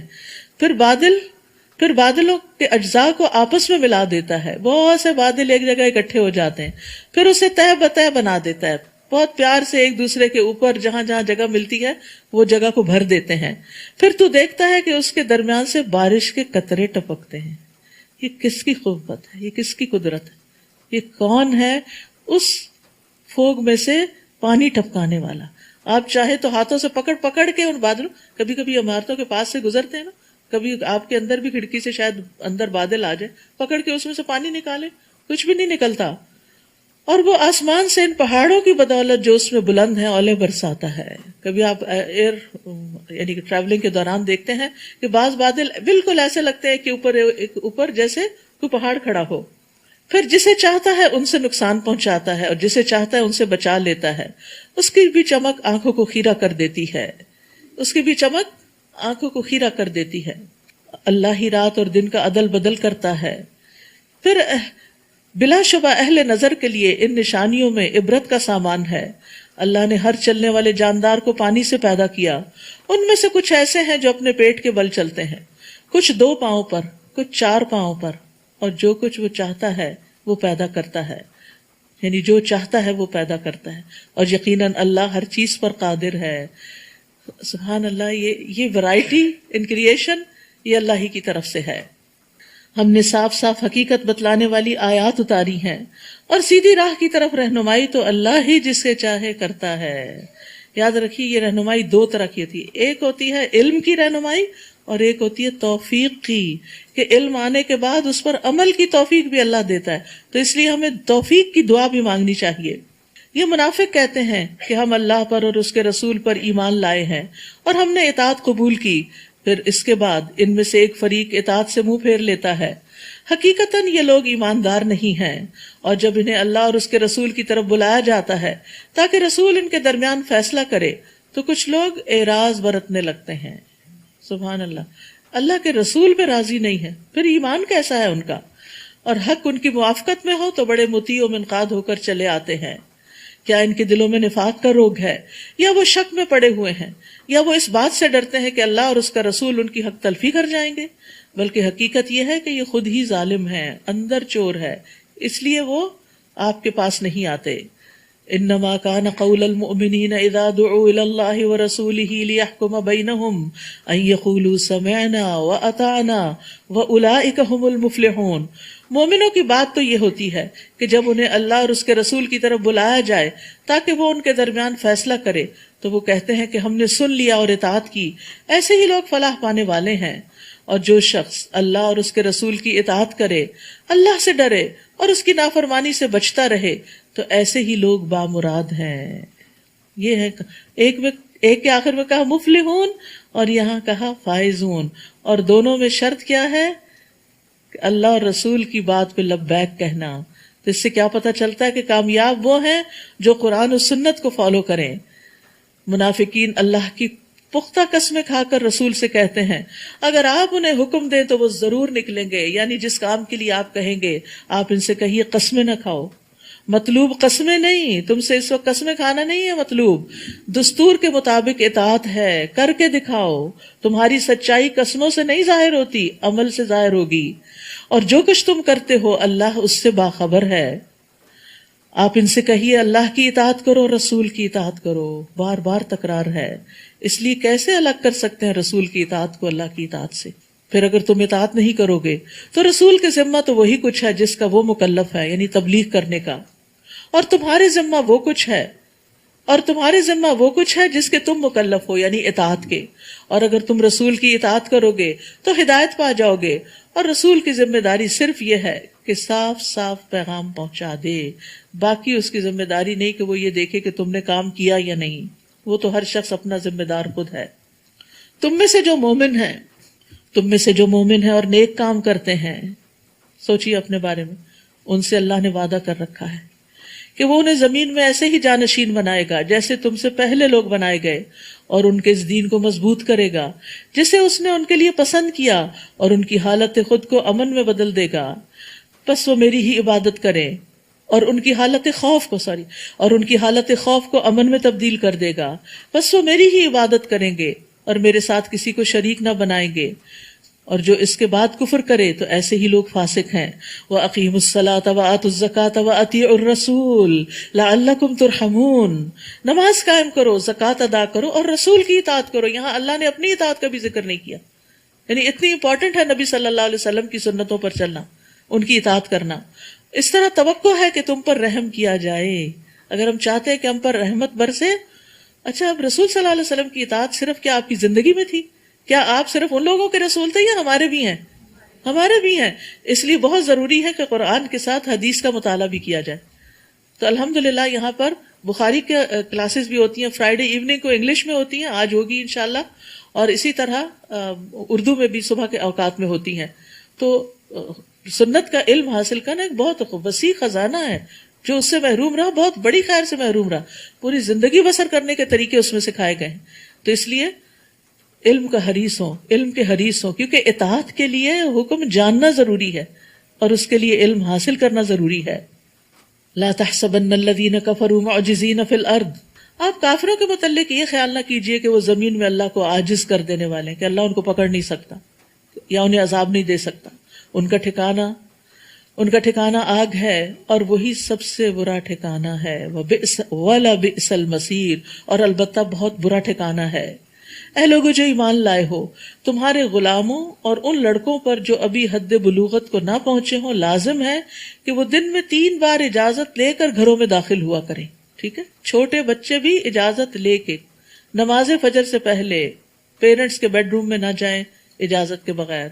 ظہر کے وقت، قیلولہ کے وقت جب تم کپڑے اتارتے ہو، اور عشاء کی نماز کے بعد، یہ 3 اوقات تمہارے لیے پردے کے وقف ہیں. ان اوقات کے علاوہ دوسرے وقت میں ان کو بلا اجازت آنے جانے سے ان پر کوئی گناہ نہیں اور نہ تم پر کوئی گناہ ہے. تو آپ دیکھیے کہ کس قدر پرائیویسی کا لحاظ رکھا گیا کہ چھوٹے بچوں کو بھی ایکسپوز نہیں کرنا چاہیے ہسبینڈ وائف کی آپس کی انٹیمیسی اور ایک دوسرے کے تعلقات کے بارے میں. بعض مائیں تو بچوں کو واش روم میں لے کے گھس جاتی ہیں، ان کے سامنے ننگا نہ آتی. حیرت ہوتی ہے کہ یہ تو بالکل کامن سینس کی بات ہے. پوچھنے میں پتہ چلتا جی روتے ہیں.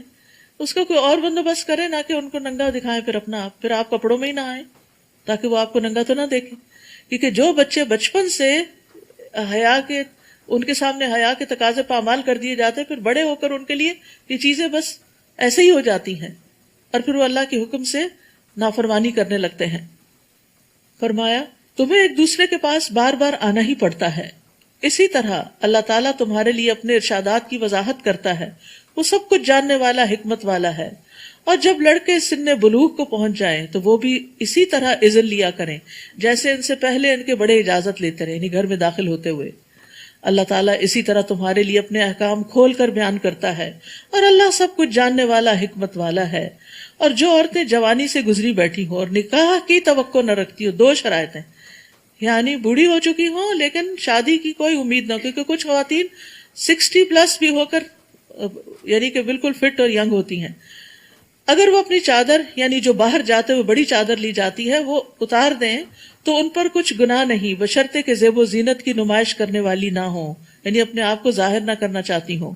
تاہم اگر وہ چادر اتارنے سے پرہیز ہی کریں تو یہی بات ان کے حق میں بہتر ہے، اور اللہ سب کچھ سنتا جانتا ہے.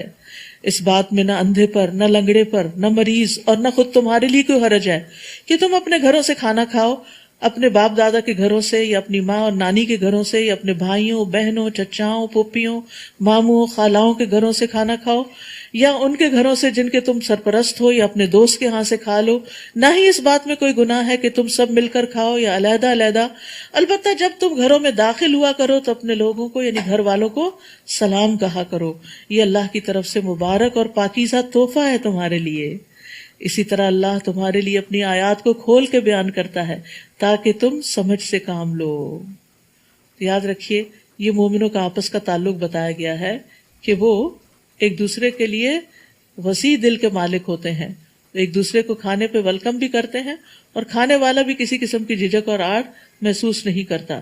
اور اس میں خاص طور پہ رشتہ داروں کے علاوہ دوستی کا بھی ذکر کیا گیا، کیونکہ دوستی بھی ایک رشتہ ہوتی ہے اور بعض اوقات خون کے رشتوں سے بھی زیادہ رشتہ بڑھ جاتا ہے یہ، کیونکہ اس میں ابن عباس کہتے ہیں کہ دوست رشتہ داروں سے زیادہ تاکید والا ہے، کیونکہ انسان ان کے ساتھ بعض اوقات زیادہ وقت گزارتا ہے۔ اور یہاں خاص طور پر اس ملک میں آپ دیکھیں کہ جہاں اپنے کوئی بھی قریبی رشتہ دار نہیں ہوتے تو دوست ہی رشتہ داروں کی جگہ لے لیتے ہیں۔ مومن تو وہ ہیں جو اللہ اور اس کے رسول پر ایمان لاتے ہیں، اور جب وہ کسی اجتماعی کام میں رسول کے ساتھ ہوتے ہیں تو اس سے اجازت لیے بغیر نہیں جاتے۔ یہ ایک اصول دے دیا گیا کہ جو ٹیم ورک ہوتا ہے، جو مل کے کام کیا جاتا ہے، اس میں اپنی مرضی نہیں چلائی جاتی، مشورے سے کام ہوتا ہے، اور اس میں اپنی جگہ یا اپنا کام بھی بغیر اجازت کے نہیں چھوڑا جا سکتا۔ اے رسول، جو لوگ آپ سے اجازت مانگتے ہیں وہی اللہ اور اس کے رسول پر ایمان لانے والے ہیں۔ تو جب وہ اپنے کسی کام کے لیے آپ سے اجازت مانگے تو ان میں سے جسے آپ چاہیں اجازت دیں، جسے چاہے نہ دیں۔ یعنی یہ بھی امیر کی اتھارٹی میں ہے کہ اگر وہ سمجھتا ہے کہ چھٹی نہیں دینی چاہیے تو وہ نہ دے، یہ نہیں کہ وہ کسی ضد کی وجہ سے کہے، اگر واقعی حقیقی ضرورت ہے تو کسی کو برا نہیں ماننا چاہیے۔ اور ان کے لیے اللہ سے بخشش کی دعا کیجیے، اللہ یقیناً بخشنے والا اور رحم کرنے والا ہے۔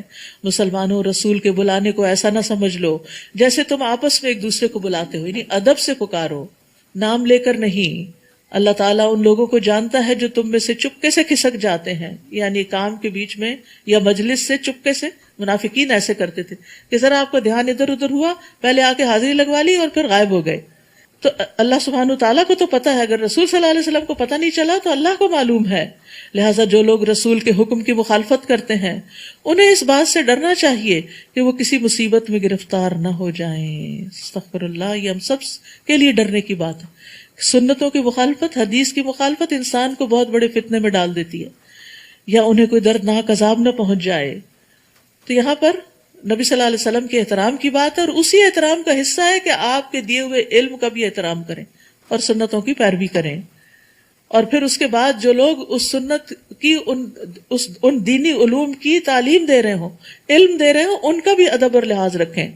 یاد رکھو جو کچھ آسمانوں اور زمین میں ہے سب اللہ ہی کا ہے، تم جس روش پر بھی ہو اللہ اسے خوب جانتا ہے، اور جس دن لوگ اس کی طرف لوٹائے جائیں گے تو وہ انہیں بتلا دے گا کہ وہ کیا کرتے رہے، اور اللہ ہر چیز کو خوب جانتا ہے۔ سورۃ الفرقان۔ بسم اللہ الرحمن الرحیم۔ تبارک الذی نزل الفرقان علی عبدہ لیکون للعالمین نذیرا۔ بابرکت ہے وہ ذات جس نے اپنے بندے پر فرقان نازل کیا، یعنی یہ قرآن، تاکہ وہ کل اہل عالم کے لیے برے انجام سے ڈرانے والا بن جائے۔ یہ قرآن سارے جہان والوں کے لیے ہے تاکہ وہ برے انجام سے بچیں۔ وہی ذات جو آسمانوں اور زمین کی بادشاہی کا مالک ہے، جس نے نہ کسی کو بیٹا بنایا اور نہ ہی اس کی حکومت میں کوئی شریک ہے، اس نے ہر چیز کو پیدا کیا تو اس کا ٹھیک ٹھیک اندازہ کیا، یعنی اس کی تقدیر مقرر کی۔ یاد رکھیے تقدیر بہت پہلے لکھی جا چکی ہے۔ رسول اللہ صلی اللہ علیہ وسلم نے فرمایا اللہ نے آسمان و زمین کی تخلیق سے 50,000 سال پہلے مخلوقات کی تقدیریں لکھ دی، اور فرمایا اللہ کا عرش پانی پر ہے۔ رسول اللہ صلی اللہ علیہ وسلم نے یہ بھی فرمایا اللہ تعالیٰ ہر بندے کی تخلیق میں 5 چیزیں لکھ چکا ہے، اس کی عمر، اس کا رزق، اس کا عمل، وہ شقی ہوگا یا سعید، اور کوئی چیز تقدیر پہ سبقت نہیں لے جا سکتی، اور اس میں کچھ اضافہ اور کمی نہیں ہوتی۔ اب سوال یہ پیدا ہوتا ہے کہ پھر انسان کے پاس چوائس ہی کیا رہ گئی؟ تو وہ بھی تقدیر کا ایک حصہ ہے کہ اللہ نے چوائس بھی دی ہے، تقدیر بھی لکھی، اور تقدیر کیا ہے؟ اللہ کا سابق علم، پہلے سے ہی پتا ہے کون کس بندے کو میں کیا دوں گا اور وہ اس سے کیا کرے گا، تو اس لیے اس میں کوئی کنفیوژن نہیں ہونی چاہیے۔ اور تقدیر کے معاملے میں بہت بحث کرنے سے بھی بچنا چاہیے، کیونکہ وہ انسان کو مس لیڈ کر سکتی ہے اور گمراہ کر سکتی ہے. تو ہمیں جب بھی تقدیر کے مسئلے میں کوئی شک پیدا ہونے لگے یا کوئی پریشانی آنے لگے تو رب اعوذ بک من ھمزات الشیاطین واعوذ بک رب ان یحضرون پڑھ لینا چاہیے. اور لوگوں نے اللہ کے سوا کئی اور الہ بنا ڈالے. جو کوئی چیز پیدا تو کیا، لا یخلقون شیئا واتخذوا من دونه آلہہ، اور انہوں نے اللہ کے سوا کچھ اور الہ بنا لیے. لا یخلقون شیئا، وہ کوئی چیز پیدا نہیں کرتے، وہم یخلقون، اور وہ پیدا کیے جاتے ہیں. انہیں خود اپنے نفع نقصان کا کچھ بھی اختیار نہیں، اور نہ ہی انہیں کسی کو مارنے، زندہ کرنے اور مردہ کو اٹھا سکنے کا کچھ اختیار ہے.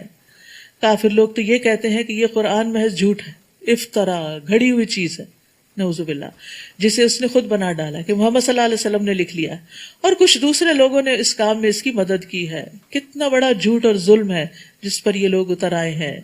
وَقَالُوا أَسَاطِيرُ الْأَوَّلِينَ اكْتَتَبَهَا فَهِيَ تُمْلَىٰ عَلَيْهِ بُكْرَةً وَأَصِيلًا. نیز وہ کہتے ہیں کہ یہ تو پہلے لوگوں کی داستانیں ہیں جنہیں اس نے نقل کرا لیا ہے، سو وہی داستانیں صبح و شام اس کے پاس پڑھ کر سنائی جاتی ہیں. آپ ان سے کہیے قرآن کو اس ذات نے نازل کیا ہے جو آسمانوں اور زمین کے بھید جانتا ہے. تبھی تو یہ کتاب رہنمائی والی ہے. انسانوں کے پاس وہ علم نہیں کہ جس کی بنا پر وہ سارے انسانوں کی رہنمائی کا کام کر سکے، اور وہ یقیناً بہت بخشنے والا، رحم والا ہے. نیز وہ کہتے ہیں یہ کیسا رسول ہے جو کھانا کھاتا ہے اور بازاروں میں چلتا پھرتا ہے، اس پر کوئی فرشتہ کیوں نہ اتارا گیا جو اس کے ساتھ رہتا اور لوگوں کو ڈرایا کرتا.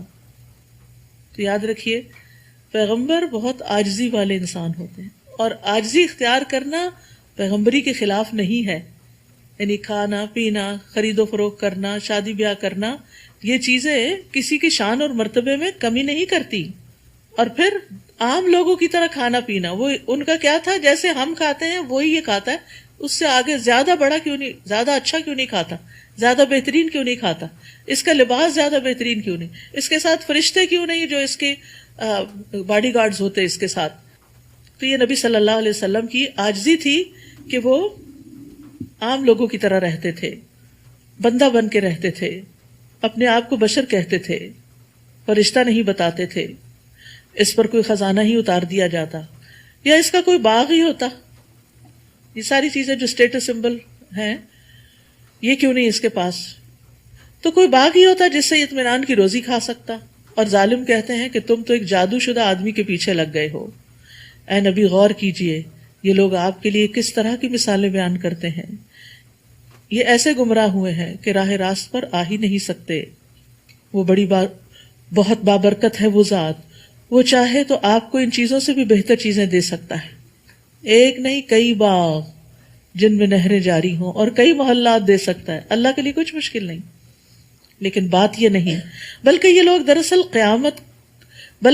دراصل قیامت تک جھٹلا رہے ہیں، بلکہ یہ لوگ دراصل قیامت کو جھٹلا رہے ہیں، اور جو قیامت کو جھٹلائے ہم نے اس کے لیے جہنم تیار کر رکھی ہے. جب وہ دور سے انہیں یعنی اپنے شکار کو دیکھے گی تو یہ اس کے جوش و خروش کی آوازیں خود ہی سن لیں گے. استغفر اللہ.